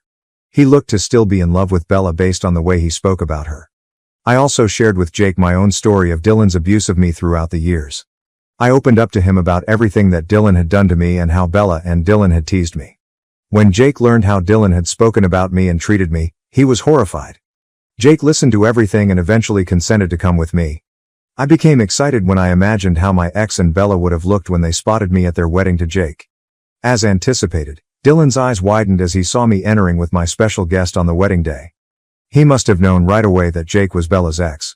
We pretended to locate our assigned seats, ignoring his expression. I just grinned when Dylan approached me and muttered angrily, "Why are you here with Bella's ex?" He had to reluctantly make his way back up the aisle while giving me a fierce look because he couldn't make a disturbance in front of everyone. Everyone got up from their chairs when the bride was ready to make her entrance. With her father by her side, Bella looked lovely in her white floor-length gown as she made her way down the aisle. Following a flawless ceremony, the festivities were transferred to the reception area. Since she was wearing a different dress when she arrived at the reception, Bella must have gone to change. Jake and I had not yet caught Bella's attention. She stopped dead in her steps when she noticed Jake sitting next to me. Maybe still perplexed, Bella glanced at me and then at him. "What are you doing with me?" she asked Jake. Grinning, I informed her that I had asked him to join us as a guest in order to support her marriage. She asked Jake whether we were dating now, looking furious. Bella's cheeks flushed with rage, but Jake said nothing since this was an absurd question to ask in the first place. She gave me a sour look and nodded seriously when Jake asked if he could talk to her quietly since he didn't want her to make a scene. After they left, I turned to see Dylan hawkishly observing our exchange. Dylan appeared worried, but he was powerless to do anything but sit there and act as though nothing was wrong. The celebration went on, and everyone appeared to be having a good time, but an hour had gone by and the bride was nowhere to be seen. A few patrons began to take note and murmur to one another. When Bella's father became worried, he asked one of the bridesmaids to go see how she was doing. The bridesmaid ran up with a message in her hands a minute later. In front of everyone, she declared that Bella and her ex-boyfriend had fled. Everyone was stunned as they stood there. The bridesmaid went on to read the note in which Bella acknowledged that she had made a grave mistake by marrying Dylan and that meeting Jake had rekindled all of her old emotions. Dylan stood there looking vulnerable and ashamed as the visitors were further taken aback by the revelation. I was really astonished too. Even though I had brought Jake along to annoy Dylan, I never would have thought that things would end out this way. Dylan appeared as though he was prepared to rip someone's head off. Bella's parents really apologized for what had transpired and asked everyone to leave. I saw Dylan, who had once been arrogant and pompous, stand there by himself, utterly shocked by Bella's choice. Even though I feel a little bad about the wedding, I'm also relieved that Dylan's attempt to make me look bad didn't work out so well. The day that was supposed to demonstrate his victory over me had turned into the scene of his demise. Am I the A for spoiling my ex's wedding by bringing a special guest as a guest? Ever since I shared my tale, I have been getting conflicting responses. Some of you believe I went a bit too far, but many of you concur that I made the correct decision. I should make it clear that I never intended to ruin my ex's wedding and that I never mentioned it to Jake. I don't know what private conversations Bella and Jake had that led Bella to abruptly call off the wedding. Since my ex had asked me in the first place to flaunt his marriage to a wealthy woman like Bella, I just wanted to be spiteful with him. Bella's decision to end her marriage was entirely independent of me. I've texted Jake to ask him what happened, and I'll provide an update as soon as he responds. Second update, Jake contacted me. In a lengthy text message that he gave me yesterday, he essentially expressed his gratitude for my taking him to the wedding. He informed me of his and Bella's honeymoon, which she was scheduled to have with Dylan. Her parents, who were quite concerned about her, had also been consulted. He told me that he will be seeing me shortly to personally explain everything. Dylan, meanwhile, had been contacting me constantly since the wedding. He blamed me for ending his marriage in a series of hostile text messages and phone calls. I never responded to him, and I had no desire to converse with him. I was aware that I had nothing to do with Bella and Jake's joint escape. Dylan chose to arrive at my house today as he knew I would be home during the weekend. I initially requested him to go and wouldn't open the door. He insisted that he wouldn't go until he spoke with me. He could say anything he wanted to me standing outside my house since I warned him he wasn't let inside by opening the door a bit. Dylan began screaming at me, accusing me of ruining his life. He had apparently given notice at work, believing that after marrying someone as wealthy as Bella, he would never have to return. I brought Jake to their wedding, and he questioned me angrily why. I decided to tell him that I had overheard all he said to Bella that evening because I was becoming mad at him for blaming me. When I told him that I knew he had been using me to pay for our dates and his rent for all the years we dated, his eyes widened in surprise. He obviously didn't respect me, even though I assured him that I did all those things because I loved him. I also reminded him that I never bothered to become involved in his relationship and that I didn't care that much when he cheated on me with Bella. I was pushed over the brink though, when he invited me to their wedding and wanted to show me the life he would lead with his wealthy spouse. I informed him that he had no right to visit my home and scold me for something that wasn't my fault. He should be upset with Bella because she was an adult and made the decision to leave him. Dylan began to scream back that I shouldn't punish him for the past and that it wasn't his fault that I was so innocent that I didn't realize how he had been taking advantage of me for so long. As he went on to rave about how Bella was meant to transform his life and how he could have had everything he ever desired, I laughed at what he was saying. He disclosed that I had ruined his opportunity to flirt and woo Bella, despite his best efforts. I didn't want to listen to his statements any longer because they were so vile at this point. I threatened to call the police if he didn't leave my property. I pulled out my phone and dialed in front of him after he told me I would never dare to do that. As he was departing, he told me not to overreact and instantly retreated a few steps. I vowed to myself that this would be the last time I saw him before I closed the door. I have now told my family about the incident and blocked him everywhere. In order to document his actions and lodge a formal complaint against him in the event that he returns, I intend to install a camera on my door and change the locks on my property. Update 3. I haven't provided an update in a month.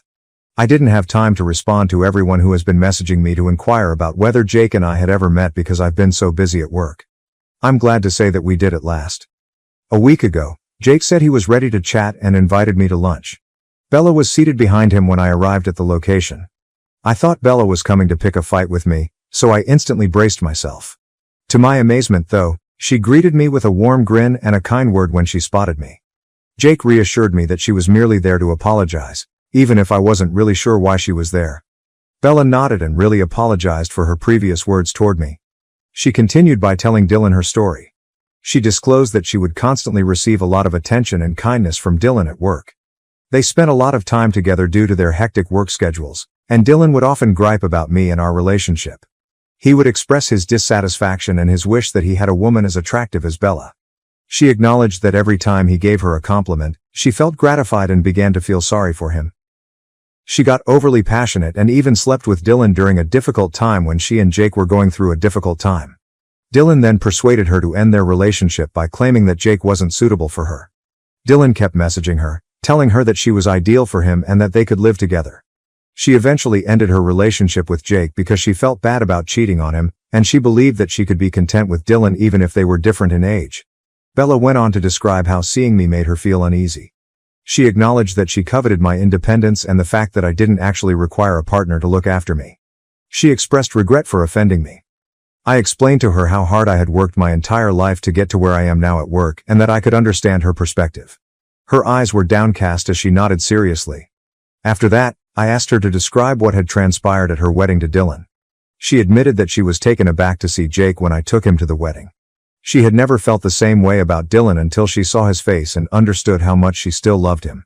Jake told me that they discovered they still loved each other after they talked about their sentiments in private at the wedding. Bella left a note for her family, so they made the decision to flee together. They were deeply in love and had been together since that day. Bella told me that she discussed this with her parents. They were furious at first, but in the end they chose to stand by her. Additionally, she disclosed that she intended to apply for an annulment with Dylan shortly. Even though I wasn't totally comfortable hearing this, I was glad that at least two people were content following the terrible occurrences. I could tell Bella and Jake were beaming at one another. After eating lunch and continuing our conversation, we finally said our goodbyes. I haven't spoken to either of them much since that conversation, and don't want to be involved in their drama. I intend to continue working hard at my profession and concentrating on myself. I'm not sure what Dylan's future holds, but I hope he can eventually grow from his mistakes and refrain from pursuing partners for financial gain. Am I the asshole for calling the police after my mom abandoned my siblings at my doorpost moving out? When I became 20, I left my parents' house because it was intolerable. My name is Ethan, and I am currently 22 years old. They acted as though everything I owned belonged to them as well, frequently gave preference to my younger siblings, and utilized me as unpaid labor. When I moved out, my father, Mark, told me to remain away and not let the door hit me on my way out. I had been working at the same full-time job for almost 4 years, and I rented the tiniest and most economical apartment I could locate. Not even a month had passed when my parents, Mark and Emily, began phoning me to beg me to come back because someone else needed to look after my brothers. I said no, enjoying my newfound independence. Eventually, my father insisted that family should come before personal independence and made me move back and pay them rent. I responded that for once, I was living for me and that my life mattered too. We didn't talk for months after he said, "Let's see how long you last without us." I'm not sure what he was expecting, but I got along just fine without him. My family and I gradually began to patch things up once they came to terms with the fact that I wasn't going to return on my knees. They clearly found it difficult to accept that I now controlled the situation rather than them. Even though the two closest to me were in their late teens, they nevertheless pleaded with me from time to watch my youngest siblings. Since they had always thrown the babysitting load on me, my parents' refusal to take on the responsibility seemed hypocritical. They gaslighted me when I brought this up, and then they once more were silent for months. In the end, it was them who returned to seek my assistance. I recently purchased a used gaming console, but I was only able to afford the single game that was included. My mother requested me to keep my two youngest siblings for a bit one Saturday. I was left alone with them in my tiny apartment all day after she essentially pushed them inside and walked off. I contacted my mom and insisted that she come grab the kids, which is why she didn't come back until after 10 o'clock. She didn't like that I interrupted her enjoyment. I warned her that I would no longer watch my siblings all day unless she paid me, and that if she left them outdoors the next time, I would call the police and wouldn't even open the door. I discovered my gaming console was gone the following morning. I thought one of my siblings had taken it, so I contacted my parents. My mom said it could wait as my youngest sibling was playing on it and she didn't have the heart to take it away, even though I stated I would come over right soon to retrieve it. I claimed that it had been stolen without my consent and that I would be picking it up.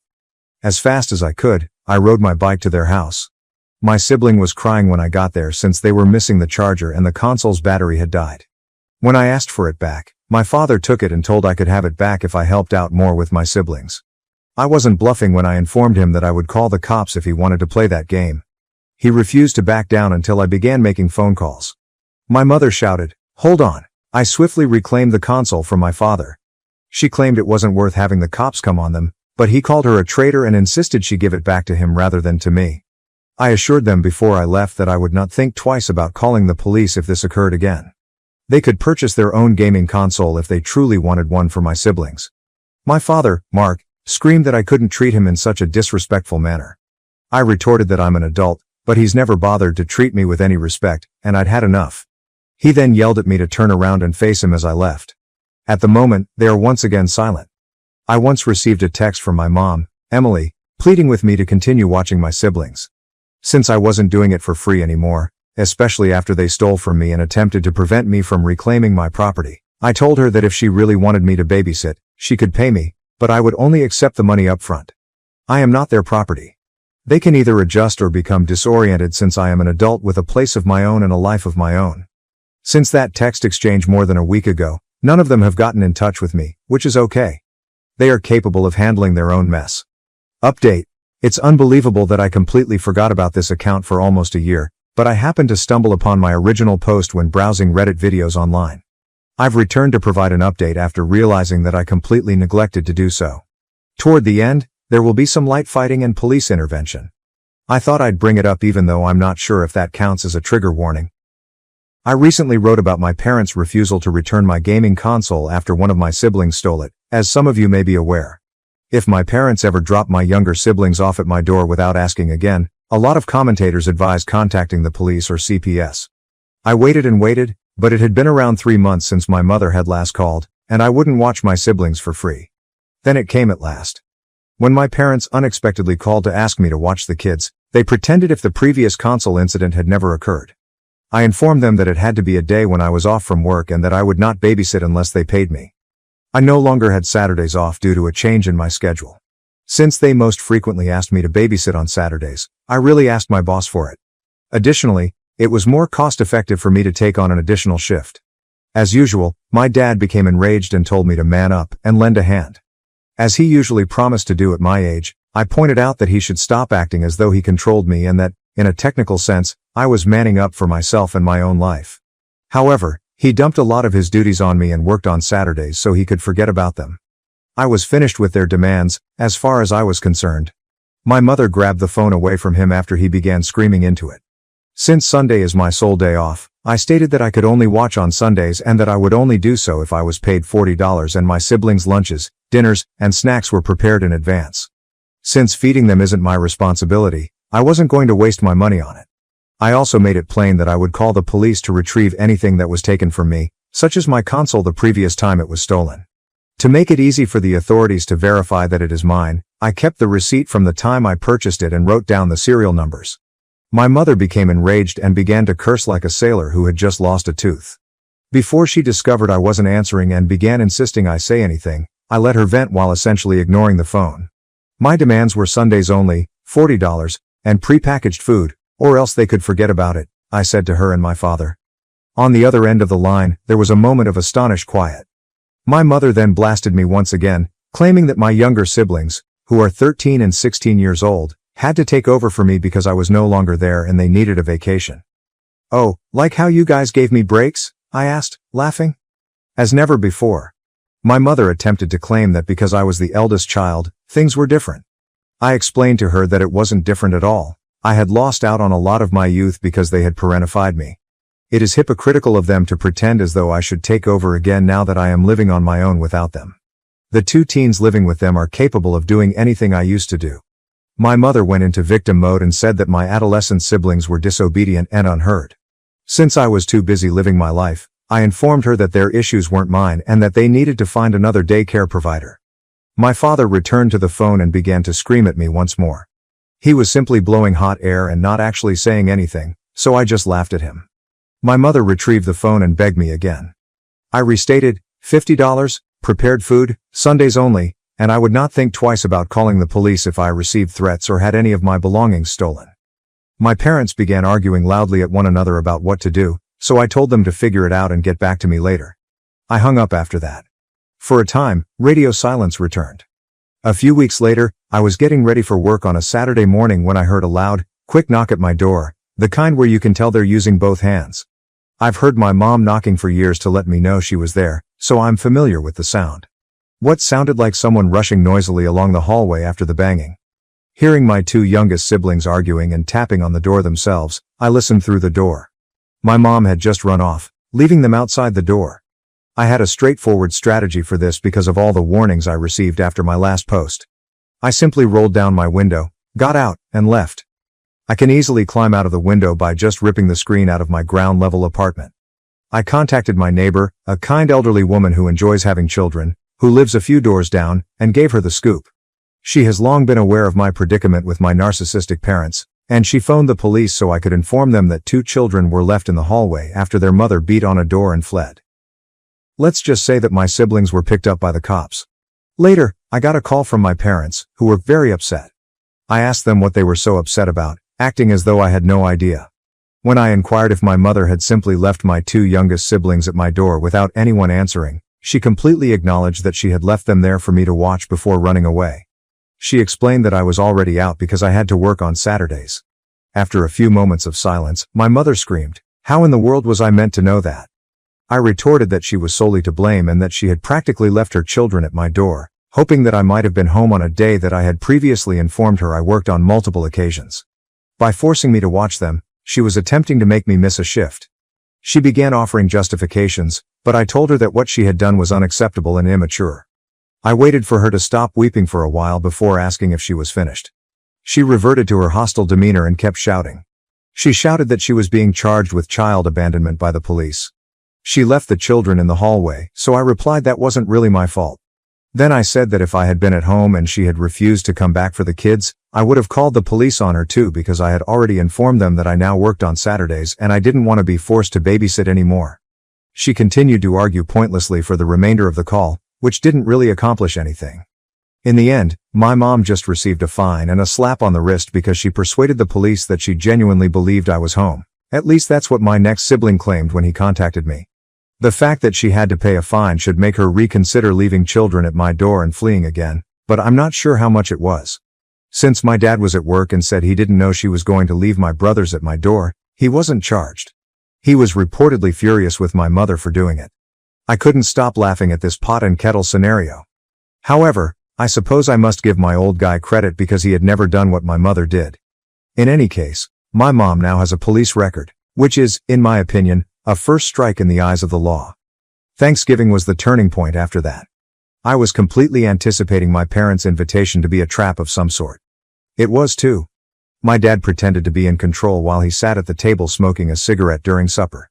He said, enough was enough, and that he was ending this farce after having my mom sit me down. He informed me that they had no more time for themselves and that the fine my mom had to pay had a significant negative financial impact, so I needed to return home, help with the bills and mortgage, and help raise my siblings. Regardless of how much he tried to command me, I just answered no, and I continued to do so.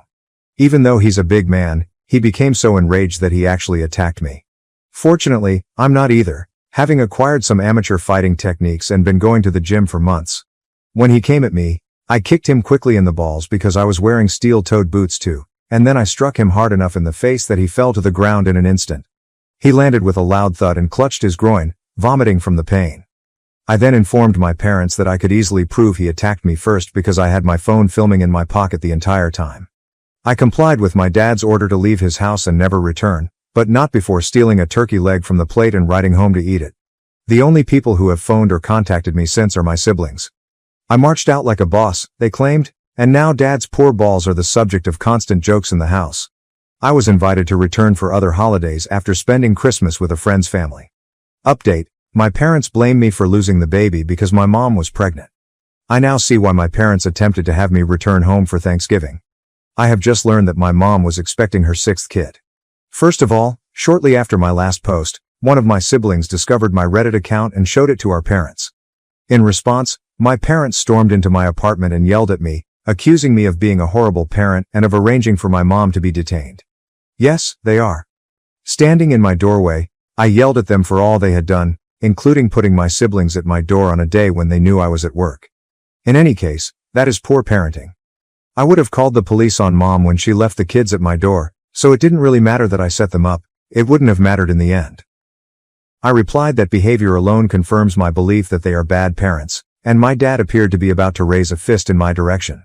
Then he said that if he tried to hit me, it would end the same way it happened the last time, and I didn't think my boots, yes, I was wearing them, could hit his balls again. When he remembered what I had done to him the last time, Dad appeared to wince and tense his legs together. In the end, he dragged my mother out by the hand and left. Before he left the corridor, he shouted back that since I was entirely to blame, he expected me to reimburse them for the fine they had to pay for child abandonment. I informed them that I owed them nothing and told them to fuck off. They remained silent in response. I received some extremely horrible news not long ago. After a terrible incident at home, where she tripped on damp porch stairs and fell face down in gravel, my mom, who was about 7 months pregnant, lost the baby.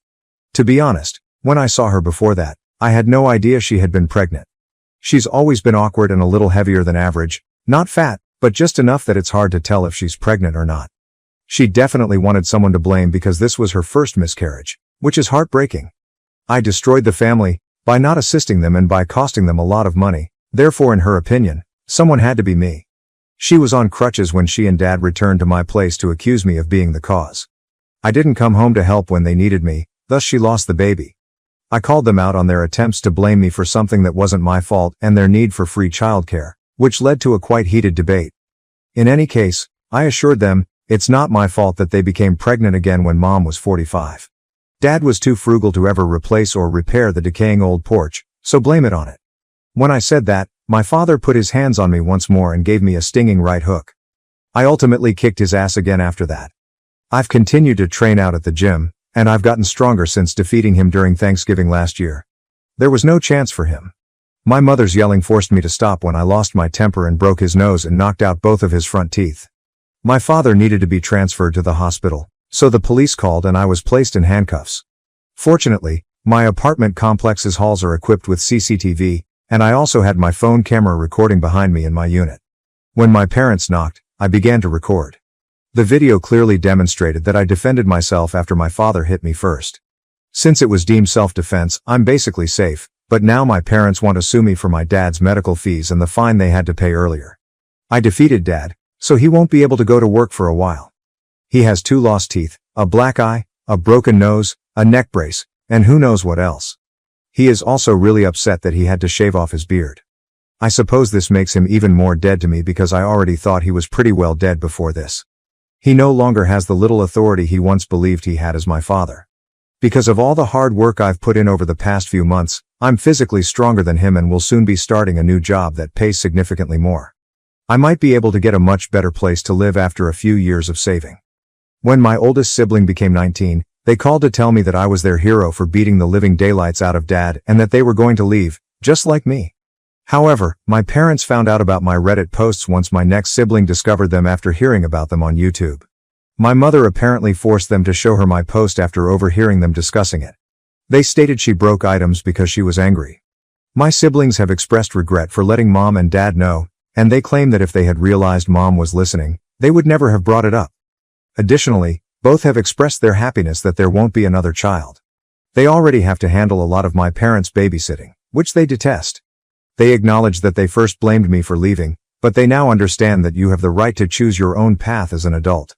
Whether my parents will actually attempt to sue me is still up in the air, but I believe I can state that if they do, it will be a loss for them. My friend's uncle is a lawyer, and he promised to defend me in the event that my parents filed a lawsuit. He adds that since it was self-defense, they don't have much of a case. To my folks, who will most likely see this, leave me alone, please. That's all I have to say. My siblings and I are not your property, and I will assist them in leaving your home when they are old enough to do so at the age of 19. Both of you have always been self-centered egotists.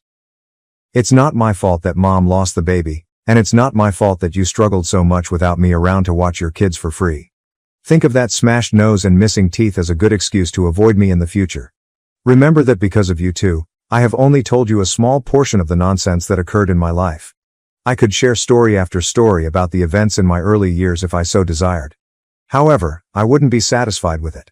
So please, don't bother me. P.S. Yes, my mom had to give birth to a stillborn baby at the hospital, but I wasn't going to bring it up earlier. According to my siblings, my parents had a secret funeral among themselves, and Mom brought home a little urn that she keeps in the bedroom. After leaving with the urn for a few hours, they returned intoxicated. My mom spent over 6 days in the hospital due to whatever injuries she sustained in the fall. I've contacted my siblings for further information. Someone asked if she had been shoved. I'm now doubting that myself. The only excuse I could come up with was that Mom was in a hurry to be somewhere when she slipped and fell off the porch. I've heard of folks suffering more severe injuries in more foolish ways. When I researched the cremation procedure, I found that it would take 8 to 12 days to obtain the ashes. This indicates that the urn they brought home was empty. I'm completely perplexed. However, my parents' funeral took place a few days after Mom left the hospital. Until the day of their small funeral, my parents kept that urn in the bedroom. They may have collected the ashes by then, I suppose. Perhaps it explains why they returned home intoxicated, but this situation is so strange and twisted that I'm having a hard time thinking about it anymore. Revise posting again so soon feels strange. I mentioned in my last post that my mom had a recent miscarriage following a serious fall. I had a bad feeling about the information I was given. I concluded that going directly to the source was the only way to obtain the truth after reading all of the comments I had gotten about it. I visited my parents on Sunday. They both appeared to be in terrible shape and were at home, sleeping. In addition to using crutches to walk more than a few steps, my mom appeared to be very exhausted. I saw that she had numerous bruises and bandages on her face from the fall a few steps from the door. My father. To find out how he appeared, read my previous post's depiction of him following the thrashing I inflicted. When I arrived, my parents were blown away. I insisted on knowing if there was ever a baby or if this was all a pathetic attempt to coerce me into returning home. After what happened, my dad claimed I had a lot of guts to show there and let myself in. However, my mother sobbed as she revealed that she had actually been pregnant. She stumbled into the bedroom and picked up a little urn that seemed really elaborate. It was filled with ashes. They didn't smell like anything, even when I looked to see if they resembled cigarette or barbecue ashes. I didn't really smell anything at all. Even though I had looked online and saw that it takes at least 8 to 12 days to get the ashes returned, I questioned why they brought the urn home and said that the ashes were already inside. Mom had spent no more than 6 days in the hospital. According to my mom, they purchased the urn online with the hope of retrieving the baby's ashes upon visiting the crematorium. They simply waited till they could retrieve the ashes a few days later and then went out to get drunk because they were so distraught that they couldn't bring the kid home yet. Mom said she begged the crematorium to do things a little faster. Her eyes were filled with real tears. Although I've witnessed her crocodile tears numerous times, this one didn't appear to be that.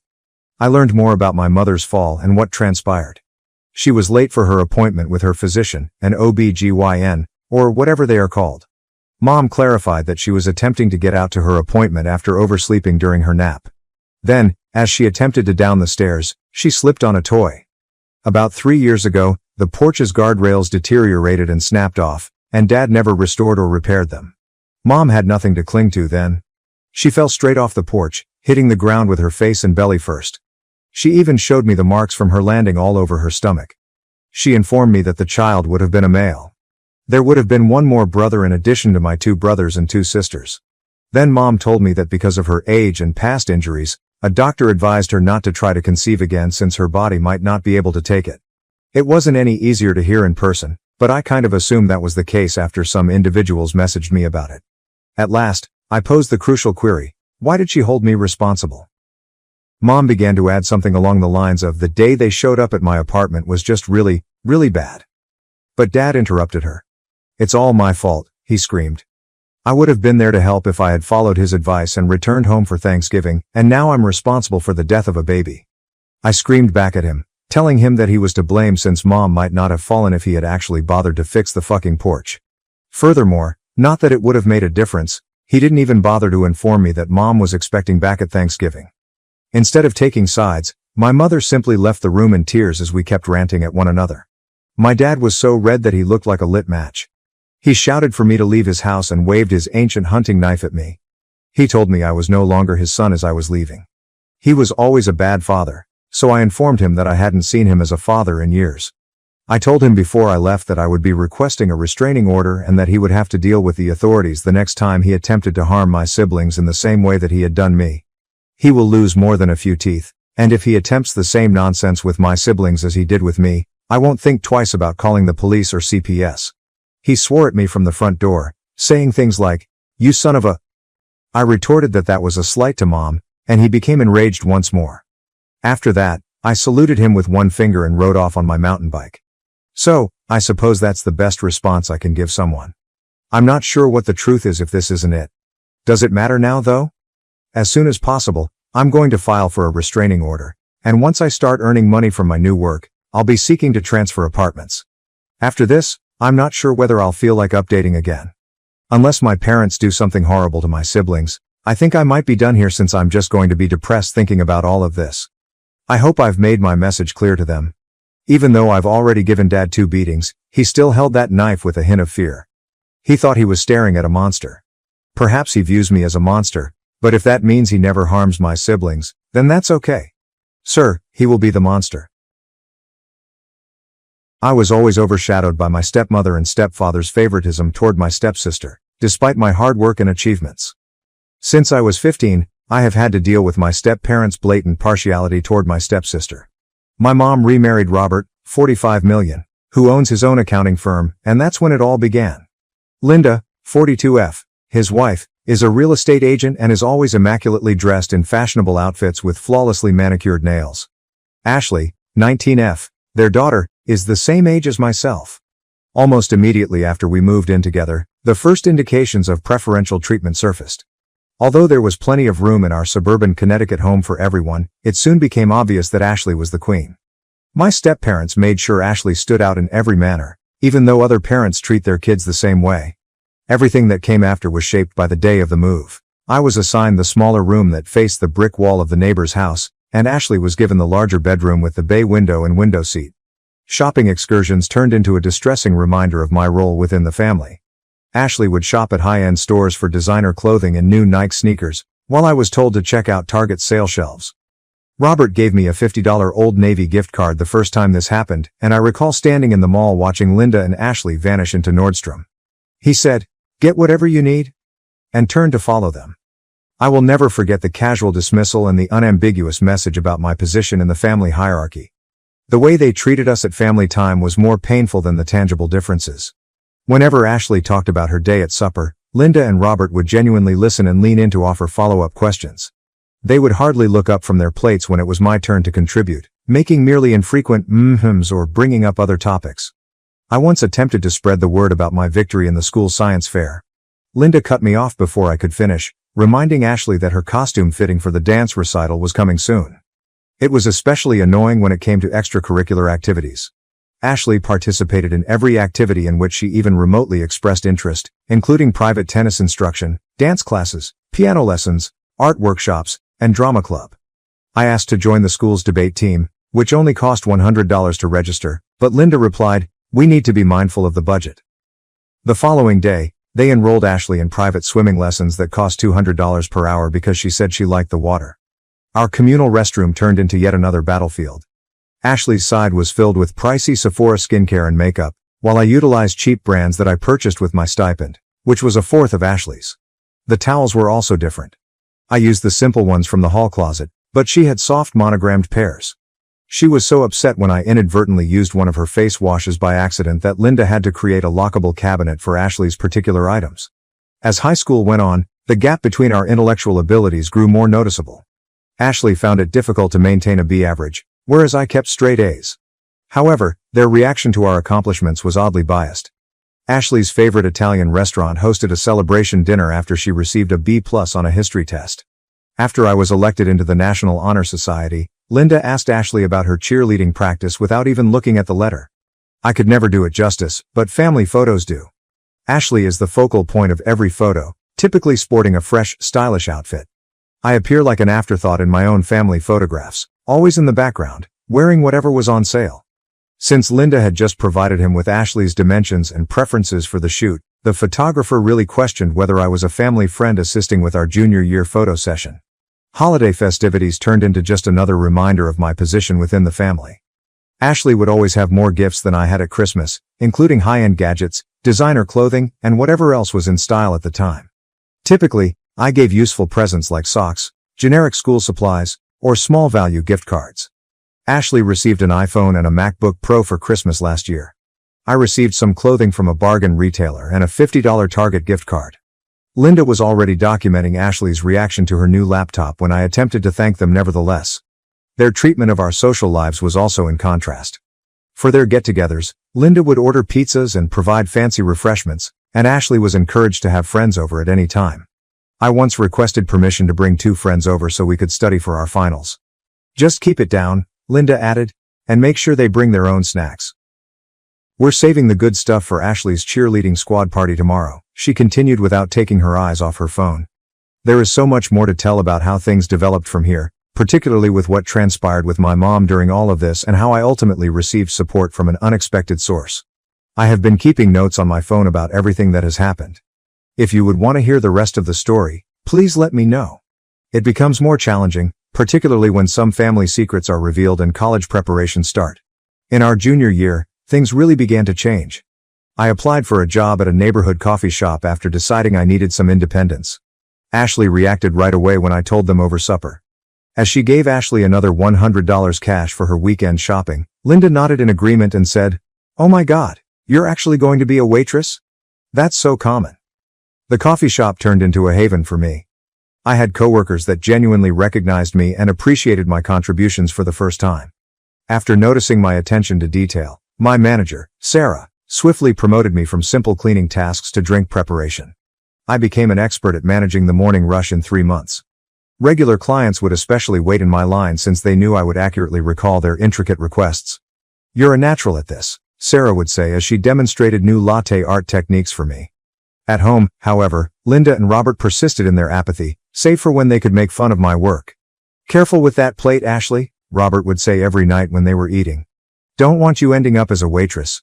They chuckled as I cleared the table in silence, presumably oblivious to the irony of my doing just what they were making fun of. Academically, I also had a sea change in my junior year. My lab reports were frequently cited as examples for the class by Mrs. Rodriguez in AP Chemistry. "Notice how Audrey structured her methodology," she would add while pointing to the projector showing my work. I felt Ashley's eyes searing into my back, but I continued to concentrate on the task at hand. This is university-level precision. It felt good to get my efforts acknowledged after years of being unnoticed. Parent-teacher conferences were one very eye-opening experience. My performance was being evaluated by Mrs. Rodriguez. "Your daughter has a remarkable grasp of complex concepts. She's top of the class, and her lab work shows exceptional promise for a future in scientific research." Before I had a chance to respond, Linda asked, "Are you sure you're not favoring her? It seems like teachers always praise Audrey while ignoring Ashley's unique talents." With every academic achievement, the strain at home increased. My stepfamily seemed to respond equally and oppositely to every A+ I brought home.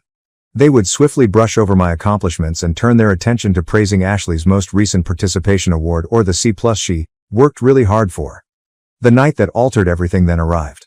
After finishing my calculus assignment, I was on my way to the kitchen for some water when I heard Linda and Robert conversing in their study. Normally, I would have disregarded their late-night chatter, but Robert's remarks made me take notice. He said, "Sometimes I wonder if we made a mistake," in a somber voice.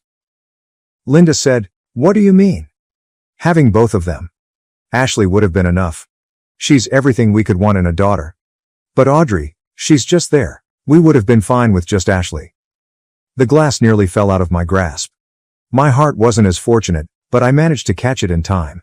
In that instant, everything became crystal clear. All of the years spent hoping for a change and striving to win their love suddenly felt so pointless. I wasn't wanted by them. They didn't. I was the extra load they wished they didn't have to bear, the undesired addition. Something changed within me after that night. I gave up trying to win their approval and gave my studies my whole attention. My thinking unclogged in unexpected ways when I wasn't under the continual pressure to win their approval. My already excellent marks took on a remarkable quality. I started getting perfect scores, but they didn't notice or care. "Excellent analysis, Audrey," Mr. Peterson said one day in AP English as he held up my work about The Great Gatsby. Ashley tensed next to me, her pencil tapping angrily on her desk. "Class, this is exactly the kind of deep thinking I'm looking for. Your comparison of Gatsby's invented identity to modern social media personas is particularly insightful." From the corner of my eye, I could see her face getting red, but I continued to look straight. In other classes, similar scenes occurred. I was invited to a prominent essay competition in AP history because of my understanding of the Cold War. My experiment design in physics was chosen for the state science fair. Regardless of the subject, Ashley became more enraged the more the teachers complimented my efforts. When Mrs. Rodriguez invited me to coach other students in chemistry, that was the tipping point. She chuckled and remarked, "Your explanations are often clearer than mine. Would you consider leading some study sessions before the AP exam?" Ashley's voice came to me from downstairs that night. "Mom, the teachers are being mean to me. They always praise Audrey and make me look bad. They're doing it on purpose." With her high-end handbag swinging and her heels clicking on the linoleum flooring, Linda strode into school the following day. She marched into Principal Williams' office, where they summoned in Mrs. Rodriguez, and I observed from the corridor. "I want to know why your teachers are discriminating against my daughter," Linda pleaded. Mrs. Rodriguez pulled out our progress logs and placed them side by side while remaining composed and professional. "Here are both girls' records. Audrey consistently scores in the top percentile in all subjects, while Ashley—" "Are you saying my Ashley isn't intelligent?" Linda cut in, raising her voice. "Not at all. I'm merely pointing out Audrey's academic achievements." However, she was not persuaded by any amount of proof. I heard Linda explaining to Robert that day when she got home that the teachers were clearly biased against their precious Ashley. I had grown weary of begging for pocket money and seeing Ashley receive hundreds of dollars for simply being alive. My job at the coffee shop was now my passport to independence, not just a haven. I opened a second bank account that neither Linda nor Robert knew about, and I began saving every dime I could. The tips from the regular customers went directly into that account, and they frequently increased them after they found out I was saving for college. However, even this minor triumph was not without opposition. Ashley and her friends would frequently leave their empty cups on the table, purposefully spilling liquids to make my job more difficult, and then loudly comment on how sad it was to see people stuck serving coffee. The message was clear. I wasn't even permitted to excel in a job that they viewed as beneath them. My coworkers noticed and began taking their directions instead. "I don't want anything to do with you anymore. You're embarrassing with your tiny house and budget clothes. I've moved up in the world," Linda yelled in a heated phone conversation I had overheard years earlier. She had been speaking to her parents, my grandparents, whom I had never met because they weren't good enough for her new way of life. I sneaked into Linda's home office that evening while she and Ashley were out shopping again, this time for Ashley's pre-graduation wardrobe makeover. I located the location in the older part of town under DF4, Do Not Contact, in her address book. I felt a mixture of fear and hope when I looked at that address. These were my grandparents. They might genuinely be interested in getting to know me and consider me more than just an unwelcome member of someone else's ideal family. After my shift at the cafe tomorrow, I've made the decision to go see them. I don't know what to anticipate, but I know I have to try. The address is just a few blocks from my workplace, in a neighborhood Linda would likely deem below her, I've been missing the family link for years, but maybe, just maybe, I'll find it now. After I meet them, I'll provide an update. I feel like this could be the start of something significant. I have a feeling that meeting my grandparents could completely alter my destiny, not just my current circumstances. First update. 2 weeks have passed since my last post, and I'm amazed at how much has changed. I was standing in front of a tiny blue house with a well-kept garden after my shift at the cafe that day. Every step I took up the path to my grandparents' house felt heavier than the one before, and my heart was racing. The well-kept grass was covered in lengthy shadows from the late afternoon sun. The door opened when I held up my hand to knock, revealing my grandparents, an elderly couple. The man sported wire-rimmed glasses and a kind smile, and the woman, dressed in a flour-dusted flowered apron, had her gray hair pulled back in a tidy bun. When I said, "Hello, I'm Audrey Matthews. I think you're my grandparents," they gave me a perplexed look. Their mouths fell open at the same time. My grandma said, "Oh my God, Frank," as she put her palm to her mouth, "it's really her. You look just like your mother did at your age." After they invited me in, I found myself seated in their comfortable living room, sipping tea from fine cups as they stared at me intently. Photographs from decades of family history that I was unaware of dotted the walls. Among them, I saw photos of my mother in her teenage years, sporting the same bashful grin I had seen so many times in my own image. Numerous visits followed that initial one. I would spend hours with my grandparents, bringing them cookies and pastries from work, while pretending to be working extra shifts at the cafe. They truly cared about every aspect of my life and were excellent listeners. They questioned me in depth about what I was studying after I told them about my AP classes. They offered to help evaluate my essays when I brought up my college applications. Things at school kept getting more intense. Princeton sent me a large envelope one morning. I could hardly open it since my hands were shaking so much. Full academic scholarship. Before leaving for home, I hurried to show my grandparents, and their response was just what I had ever hoped for in a family. As Grandpa continued to remark, "I knew you had it in you, kiddo," Grandma began to cry. When I eventually told Robert and Linda about Princeton, they responded just as I had anticipated. Distractedly, Linda remarked, "That's nice, dear," before turning to face Ashley. "Honey, have you decided which state school you're applying to?" My acceptance was entirely forgotten as Ashley sniffed and announced that she was taking a gap year to find herself through travel and self-discovery. Within minutes, they were talking about possible places for Ashley's gap year. After averting a potential catastrophe during a health inspection, I was promoted to shift supervisor at work. A little celebration was thrown for me by my coworkers, who signed a card and produced a homemade cake. It meant more to me than any praise I had ever received at home when my boss, Sarah, called me aside and said, "You're going places, kid. Don't let anyone tell you otherwise." Everything changed once again yesterday. As usual, I went to my grandparents' house after closing the cafe. They looked at each other during our chat as if they were nervous. "Audrey," Grandpa started after clearing his throat. "We need to tell you something." I was astounded by what they disclosed next. As it happens, they are not the humiliatingly impoverished relatives Linda had always talked about.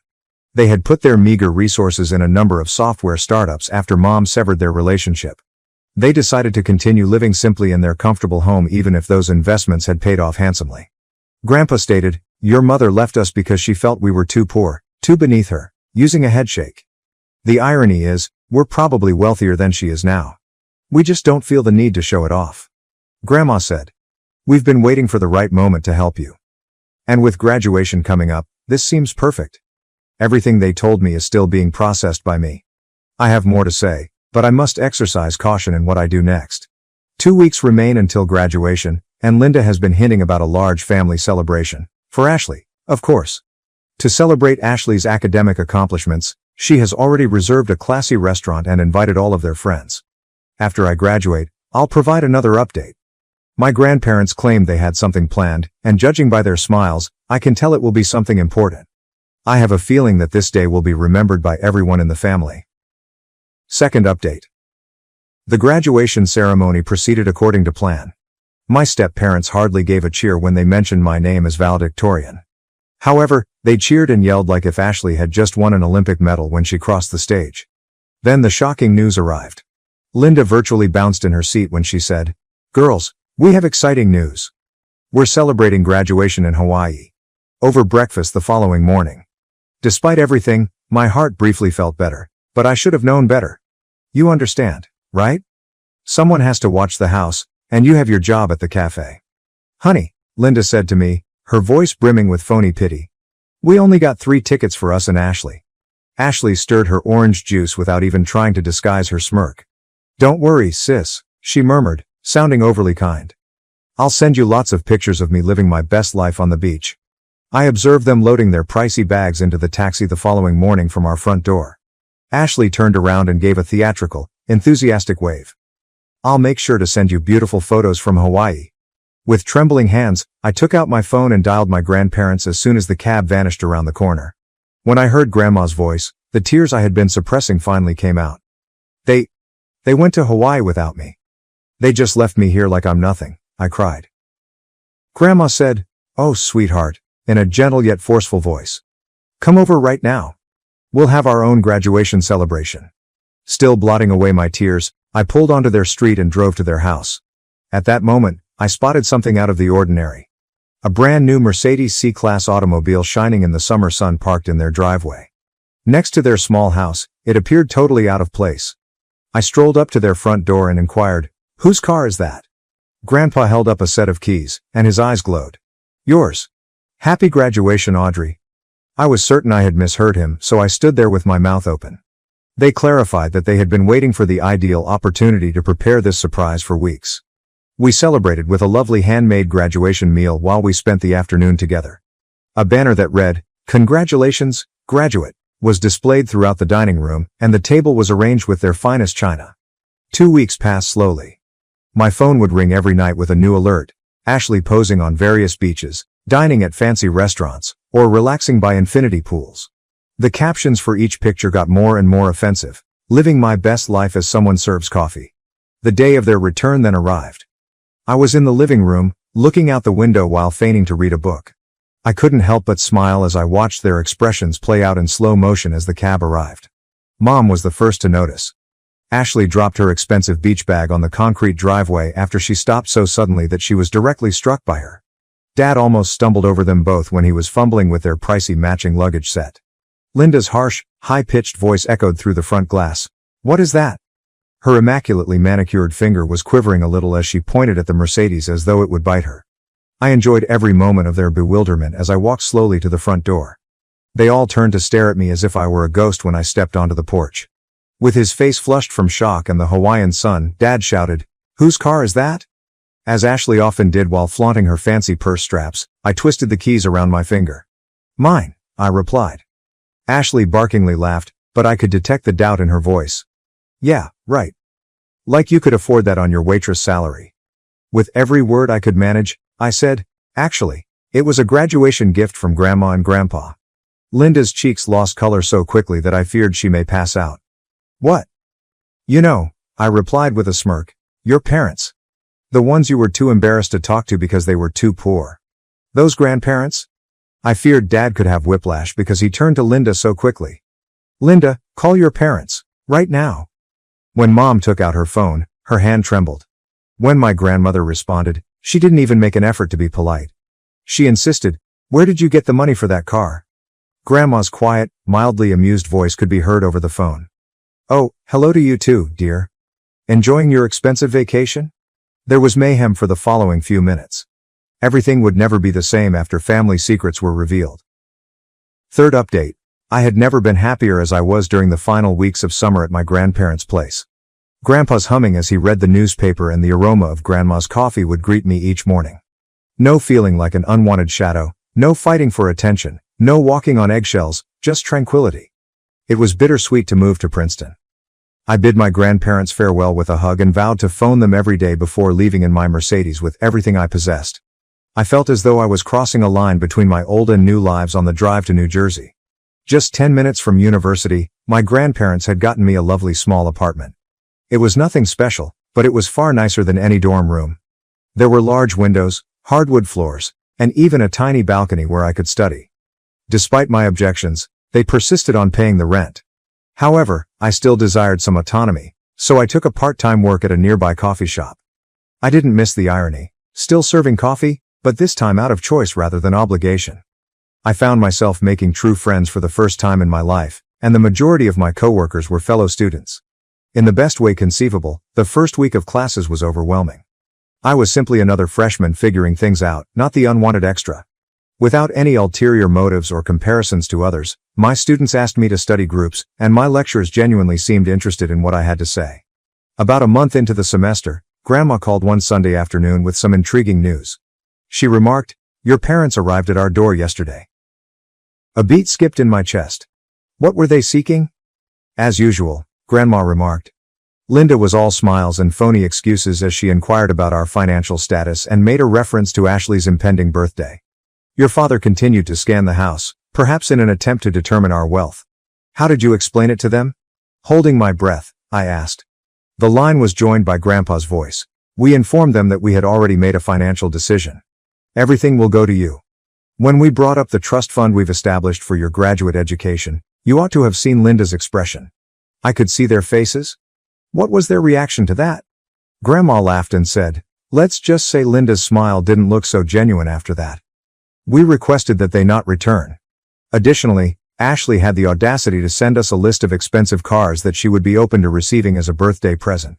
Is it not unbelievable? I blocked all of their phone numbers and social media accounts that night, including Ashley's. I was prepared for the unexpected expressions of love and regret, as well as offers to start over as a family.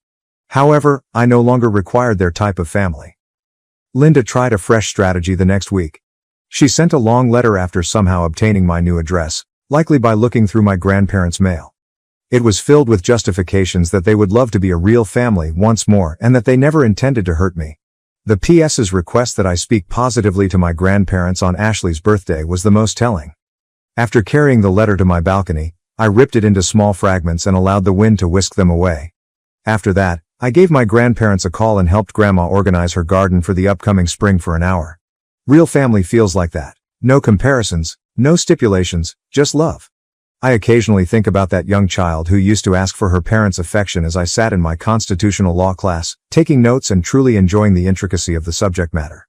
Not only would she find love, but she would also find respect, support, and the ability to be herself. I wish I could tell her that. Here, Emma, my roommate, has grown to be my best friend. I was almost adopted by her large, devoted family in Massachusetts. They offered me to spend Thanksgiving break at their family's beach cottage last weekend. I almost started crying when Emma's mother gave me a hug and remarked, "There's always room for one more at our table." My study group most likely confirms our later meeting at the library when my phone softly buzzes in my pocket. Perhaps it's Jake, the adorable guy from my psychology class who persistently requests coffee, thankfully not in my cafe. I used to work as a barista, and my family situation is complex, but he doesn't care that we've been studying together lately. Now, everything is so normal, no drama, no incessant comparisons, no sense of inadequacy. It's just me, my education, my friends, and the bright future that lies ahead. I've begun researching law schools. For once, I feel like I can dream as large as I want, and Grandpa believes I'd be a fantastic lawyer. There probably won't be any further updates from me. I've closed this chapter of my life and am prepared to start a new one, this time according to my own wishes. I've discovered that it's acceptable when the family you pick is superior to the one you were born into. I appreciate everyone who has followed my journey. You have no idea how much your support has meant. If you find yourself in a similar circumstance, keep in mind that you should not allow someone to make you feel inadequate. You will be loved for who you are by the right people. My family treats me like a doormat. Now, they are planning a cruise without me and assuming I'd stay behind to babysit their kids. They expected me to watch the kids while they had a good time, even though I, 25F, was not invited to the family cruise. Reddit, hello? Usually, I just read posts and marvel how families can be so cruel to one another. As it happens, I just received a story from my own family that is worth sharing. I need some perspective since for the past week, this has been weighing heavily on my chest. I'd like to introduce myself. I'm a 25-year-old single software developer for a big tech business in Seattle, and it seems like I've been made the family doormat. I got what most people would call a dream job 3 years ago after graduating from college. I've been advancing my career consistently, my work is rewarding and difficult, and my team respects me. However, in my family, I'm simply the one who can be counted on, the person who others turn to when they need assistance, particularly with childcare. Please understand that I adore my nieces and nephews. I've always been available for last-minute babysitting, crises, or any time someone needs a helping hand. Perhaps I erred by being overly approachable and eager to assist. The backstory is as follows. After 40 years of teaching, My 65-year-old Aunt Jean is retiring. She is essentially the matriarch of our family, keeping everyone in touch. She keeps track of all the birthdays, plans every holiday meal, and even sends care packages to the younger cousins when they attend college. She is what keeps us all together. She was the one who gave me care packages filled with my favorite snacks and handwritten encouraging letters during finals week when I was in college. She even assisted me in getting ready for my very first job interview. Her retirement is obviously a huge event, and I was thrilled to join in the celebration, or was, until I learned that I would not be participating. Everything began last week. I had just completed a particularly difficult project at work that involved coordinating a crucial system update and staying late to fulfill deadlines. Despite my fatigue, I continued to have dinner with my family once a week. Since I moved into my own apartment, these dinners have become a ritual, and even when I'm really busy with work, I hardly ever miss one. I brought Mom's favorite bottle of wine when I got to my folks' place. It was an ordinary evening. My sister Rachel, 32 degrees Fahrenheit, looking through her phone, my dad half watching a sporting event on TV, and my mom, 55 degrees Fahrenheit, worrying about what to make. Her 2-year-old was on the floor playing with blocks and would sometimes call out to everyone who passed. We were discussing a variety of topics, including Rachel's toddler's most recent developmental milestone, my most recent professional endeavor, and the customary family rumors. I then asked jokingly if anyone had any suggestions for Aunt Jean's retirement present. I had been considering getting her a unique present, perhaps organizing a collective present with the family. At that moment, Rachel said, "Oh, we're giving her a group gift on the cruise," without even raising her head from her phone. I stopped in the middle of my sentence. What kind of cruise? At first, I believed I had misheard her. I would be aware of any scheduled family vacation, wouldn't I? I mean, I attend every birthday party, holiday celebration, and family get-together. I chuckled uneasily and inquired about her topic. She raised her head, obviously perplexed that I was perplexed. "We've been organizing the cruise for months, you know." As if I were somehow to blame for not knowing about something that no one had thought to tell me, Rachel added, "All the adults in the family are going." I asked my mother for an explanation. When she realizes she's done something wrong but doesn't want to acknowledge it, she gives me this uneasy smile. She clarified, "It's a cruise to celebrate your aunt's retirement, with a few days spent in Hawaii." I had the impression that I was in a strange prank show at the time. I was in the dark about this elaborate excursion, while everyone else was aware of it. Suddenly, the space felt too warm and cramped. My heart was pounding as I struggled to comprehend what was going on. My mother gave me a tense little laugh when I inquired why I hadn't been informed, and then she said, "Well, we thought you'd be more help staying back." "Remaining behind? What can you help with?" I asked, attempting to speak steadily. I had the ideal opportunity to jump in as if it were the most apparent thing in the world when my cousin Madison, 30 degrees Fahrenheit, entered the room with her twins. "The children. It just made sense for you to stay and watch them since you get along so well with them." Let me explain. Madison and Rachel have 4 children under the age of 4. Madison's twins, who are just over a year old, and Rachel's 3 and 2-year-old children. They had somehow determined that I would be more than happy to stay behind and monitor them all without even consulting me. I forgot about my dinner and just stared at them in shock. "So you organized this entire trip without inviting me and just thought I'd be fine staying home to watch the kids?" Rachel finally put her phone down and shrugged. "Yes, indeed. You don't have children or anything that might bind you, and you're always so dependable. It simply made sense." Made sense to whom? I looked at my mother as I inquired, hoping for an explanation that wouldn't make me seem like a total afterthought. "We didn't mean to leave you out, honey," she added, smiling weakly at me. "We simply assumed you would comprehend. You have always been the one in charge." The word responsible was like a kick to the face.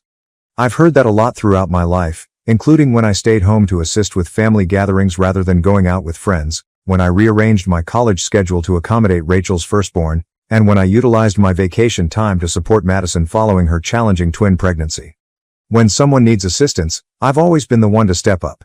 Yes, I have assisted with school pickups, kept the kids during crises, and even filled in for Rachel when she had work-related issues. Rachel had a late meeting last month, so I took a half-day off work to pick up her children from daycare. After the twins began to crawl, I spent 3 weekends the previous month assisting Madison with organizing her home. However, this was really different. They made decisions for me as if my time, my desires, and my life didn't matter. They didn't even have the grace to ask. My mother attempted to patch things up by promising to bring me a memento, as if that would somehow make up for my exclusion. She promised to purchase you a lovely souvenir from Hawaii, as though it would make up for being treated like the family's unpaid babysitter. Meanwhile, Rachel pretended that I was exaggerating. You wouldn't really like the cruise anyhow. I take it that you don't like big crowds? Do you recall how uneasy you felt at Cousin Katie's wedding? Pardon me, as I spoke, I could feel my annoyance building. They were now determining what I would and wouldn't like. I was recuperating from the flu when that wedding took place 5 years ago. However, it seems that one incident had turned into a justification for them to keep me out of family gatherings. I sat there attempting to take it all in. This was intentional, not merely an oversight. They all know that I don't use Facebook, so I wasn't a part of the private Facebook group where they had been organizing this for months. They could have called, texted, or even casually brought it up at any of the numerous family get-togethers we've had, but they chose not to. My mother attempted to sidestep my comments about how painful it was to be left out. We had no intention of upsetting you. It was simply useful, sensible for them. Soon after, I departed because I was too upset to continue the conversation. It was a blur on the way home. Recollections of all the times I had sacrificed everything for them, put their needs ahead of my own, and dropped everything to aid them kept coming back to me, making it difficult for me to concentrate on the road. However, as the days went by, the rage evolved into something more profound. It was more than just the journey. It has to do with how my family perceives me. I don't have any wants, goals, or desires of my own. Simply said, I'm the reliable one, the helper, and the person they can rely on to make sacrifices when it suits them. I've mentally rehearsed the exchange numerous times. I recalled spending the entire night with Rachel during the colic episode of her first child. How I assisted Madison in her quest for strollers and car seats that are suitable for twins. How I've never missed a child's birthday celebration or school function. As I gave it more attention, I came to the conclusion that this wasn't an isolated incident. They have always treated me in this manner. I didn't even realize how frequently my family took advantage of me because I was so ready to support and assist them. But I'm done this time. I'm not sure how I'll deal with this in the future, but I'm definitely not going to stay behind to watch the kids. Not now. Reddit, what are your thoughts? Have you ever found yourself in a comparable circumstance? I'll keep you informed as events develop. First update. Hello everyone. I appreciate all of your encouraging remarks in my earlier post. In the last few days, a lot has transpired, and I must disclose how things have gotten out of hand. I made the decision to make one final attempt to get on the trip after reading your remarks. In the hopes that we could arrange something, I texted my sister Rachel to inquire about going on the trip. Sorry, the cruise is sold out, was her irate reply. We made our reservation months ago, and adding individuals now is not possible. I informed her that I would be prepared to reserve my own cabin independently, even if it meant traveling to Hawaii on my own to meet them there or staying on a different deck. Even though I was still upset over being left out, I was making a sincere effort to be understanding. What did she say? Well, you would have to arrange childcare first if you did come. Everything has already been planned, presuming you will monitor the children. It dawned on me then that they never intended to include me. The explanation about daycare was simply that, an excuse. They had already determined that I would always be the babysitter in this household. I therefore made a choice. I had previously asked for time off for what they believed to be babysitting responsibilities. I choose to take the time off for myself rather than cancel it. A coworker recommended this lovely mountain cabin rental, which I found. It's quiet, remote, has hiking trails, and a hot tub with a view of a valley. I made the reservation right away, packed my things, and departed without informing anyone of my destination. Everything I needed was in the cabin. Just the sound of nature and complete solitude. No Wi-Fi, no cell service until in an emergency. Naturally, my phone was overflowing with texts the morning of their cruise departure before I finally shut it off. Mom. In an hour, we're heading out. When are we able to drop off the children? Rachel. Hey, we're taking the car seats to your apartment. Be prepared. Are you ignoring us? Asked Madison. We have to stick to our timetable, therefore this isn't humorous. Mom. Please answer your phone, honey, she said once again. Everyone is waiting. Then the messages became more obscene. Rachel. It's unbelievable how self-centered you are. Our flight is going to be delayed. Madison. This is utterly careless. We had faith in you. I raised you better than this, said Mom. The finest aspect? I had never really received confirmation from them that I would be watching the children. They simply believed that since I've always done it, I would. I'm currently sitting in this serene cottage and taking in the mountain sunset. I feel free for the first time in years, no obligations, no expectations, no last-minute crises to deal with. However, I am aware that this calm is fleeting. I haven't turned on my phone yet, and I can only picture the drama that will be there when I do. I feel bad for finally standing up for myself and upsetting the family dynamic, not for the children, whose care is ultimately the parents' duty. One commenter on my previous piece wrote, "They're not angry because you said no. And it's still on my mind." That struck close to home. They're upset because they can no longer control you. Am I mistaken for prioritizing myself at last? At the very least, should I have informed them that I wouldn't be available? It felt like the only way to let them know I'm serious after years of being taken for granted, even though I realize it wasn't the most mature thing to do. For the next week, I'll be at the cabin. I suppose I'll have to deal with whatever happens after that. Reddit, I appreciate you letting me vent. After I return and have addressed the fallout, I will provide another update. Second update. Hello, Reddit. It took me a while to take in everything that had transpired since my last update. I'm in dire need of some outside insight because things have become worse. Do you recall that quiet cabin I told you about? Those 7 days changed my life. I read books I had been intending to read for years in the afternoons, hiked misty trails in the mornings, and soaked in the hot tub under the stars at night. I felt what it was like to not be at someone's mercy for the first time in my adult life. I found myself thinking back on my relationship with my family while I was there. Rachel needed assistance moving houses last December, so I had to postpone a big certification exam that would have furthered my profession. That weekend, she said, no one else could help her. My siblings gave me plain gift cards, saying they were too busy to shop properly, while I used my entire Christmas bonus the month before to buy presents for all the kids. Madison argued that she had no one else to care for the twins, so I was unable to attend my closest friend's bachelorette party earlier last year. The pattern remained constant. Their demands came first, then mine. But when I got home, the real drama began. Do you recall how I shut down my phone? I had hundreds of voicemails, more than 100 text messages, and 47 missed calls waiting for me. It included everything from threats to guilt tripping. Do you realize we could have called the police for child abandonment? Was the most memorable message from my cousin Madison. They were meant to be your responsibility. What I was reading was unbelievable. You never agreed to watch children, so how can you leave them? I wanted to handle this ridiculous threat, so I contacted her back right away.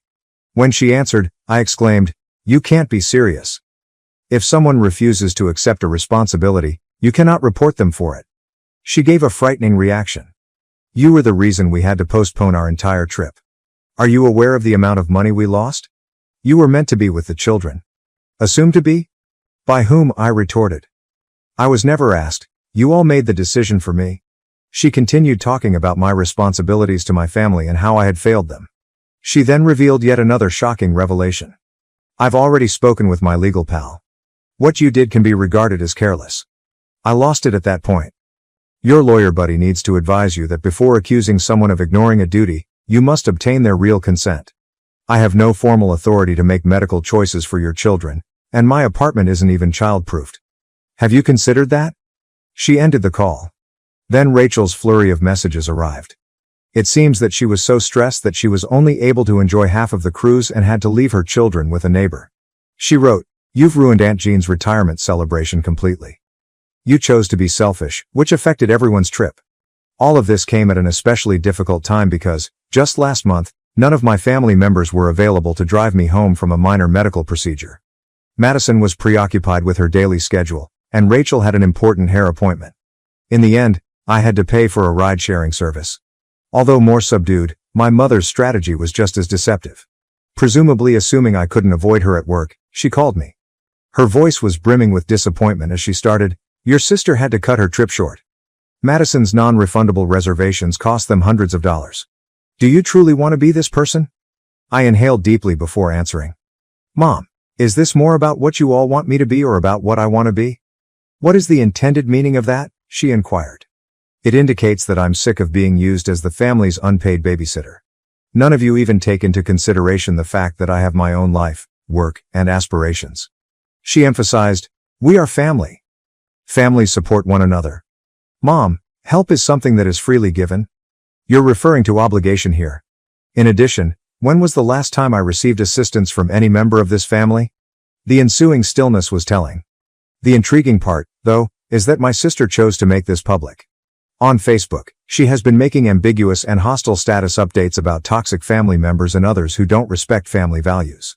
The irony is that our extended family members are making comments like, "Some people forget where they came from," and "blood is thicker than water." I was initially turned away from the family cruise by these same individuals. My cousin even went so far as to email me a detailed list of all the fees they incurred due to my selfish behavior, including additional daycare charges, travel changes, and cruise tickets. She is requesting that I pay them back because, presumably, their careless planning has made me financially liable. A friend of mine who is a legal, not simply a buddy who knows a lawyer, burst out laughing when I showed her these messages. She asserted, "They cannot force you to pay for plans you never accepted. None of this operates that way." I've learned a valuable lesson from the entire situation. This goes beyond childcare or a vacation. It involves years of abusing my kindness and using my time and effort as a resource to which they are legally entitled.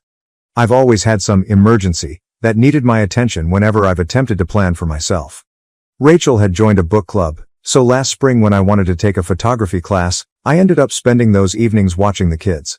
This summer, Madison needed assistance with the twins when her husband was gone on business, so I had to postpone our planned weekend getaway with friends.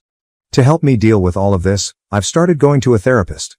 She noted that my family's response, the threats, the humiliation in front of others, and the financial demands, are all indications that someone they're used to controlling is losing control. Aunt Jean has been the sole bright point in all of this. I was moved to tears by her remarks when she called me yesterday. "I had no idea they excluded you like this. I would have stopped it right away if I had known. Family isn't meant to be like this." However, even her encouragement cannot make up for the hurt I feel when I realize how my family truly views me. I'm their safety net, their backup plan, and their free babysitting service, not their sister, daughter, or cousin.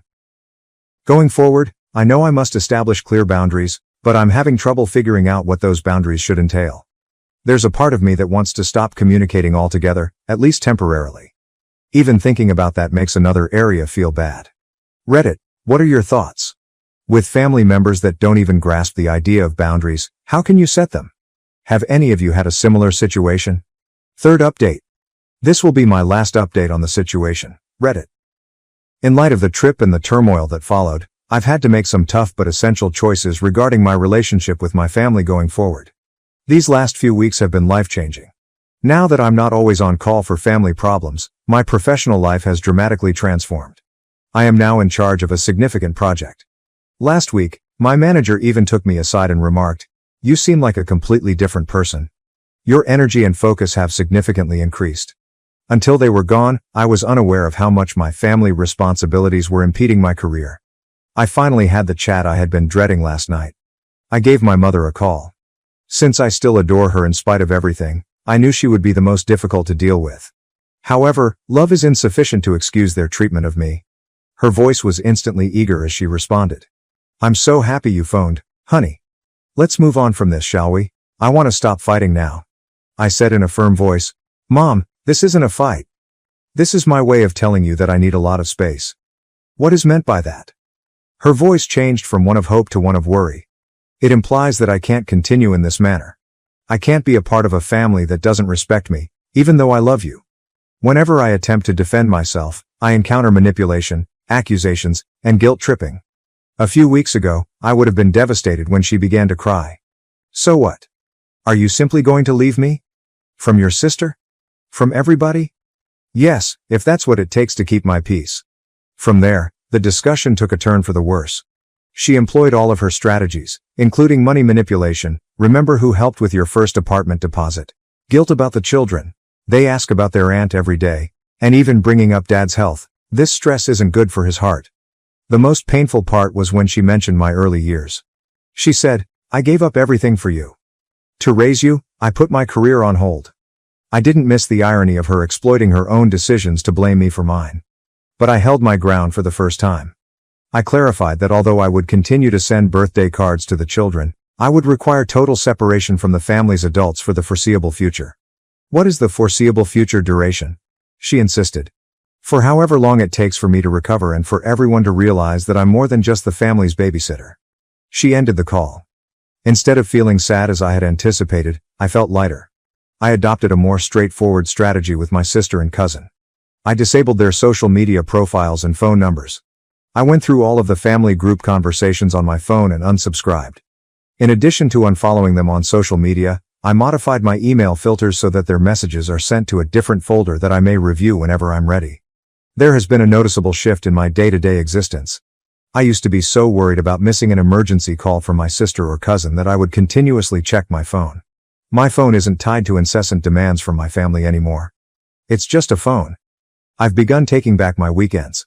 I joined a local hiking club last Saturday to tackle a strenuous trail that I've always wanted to experience.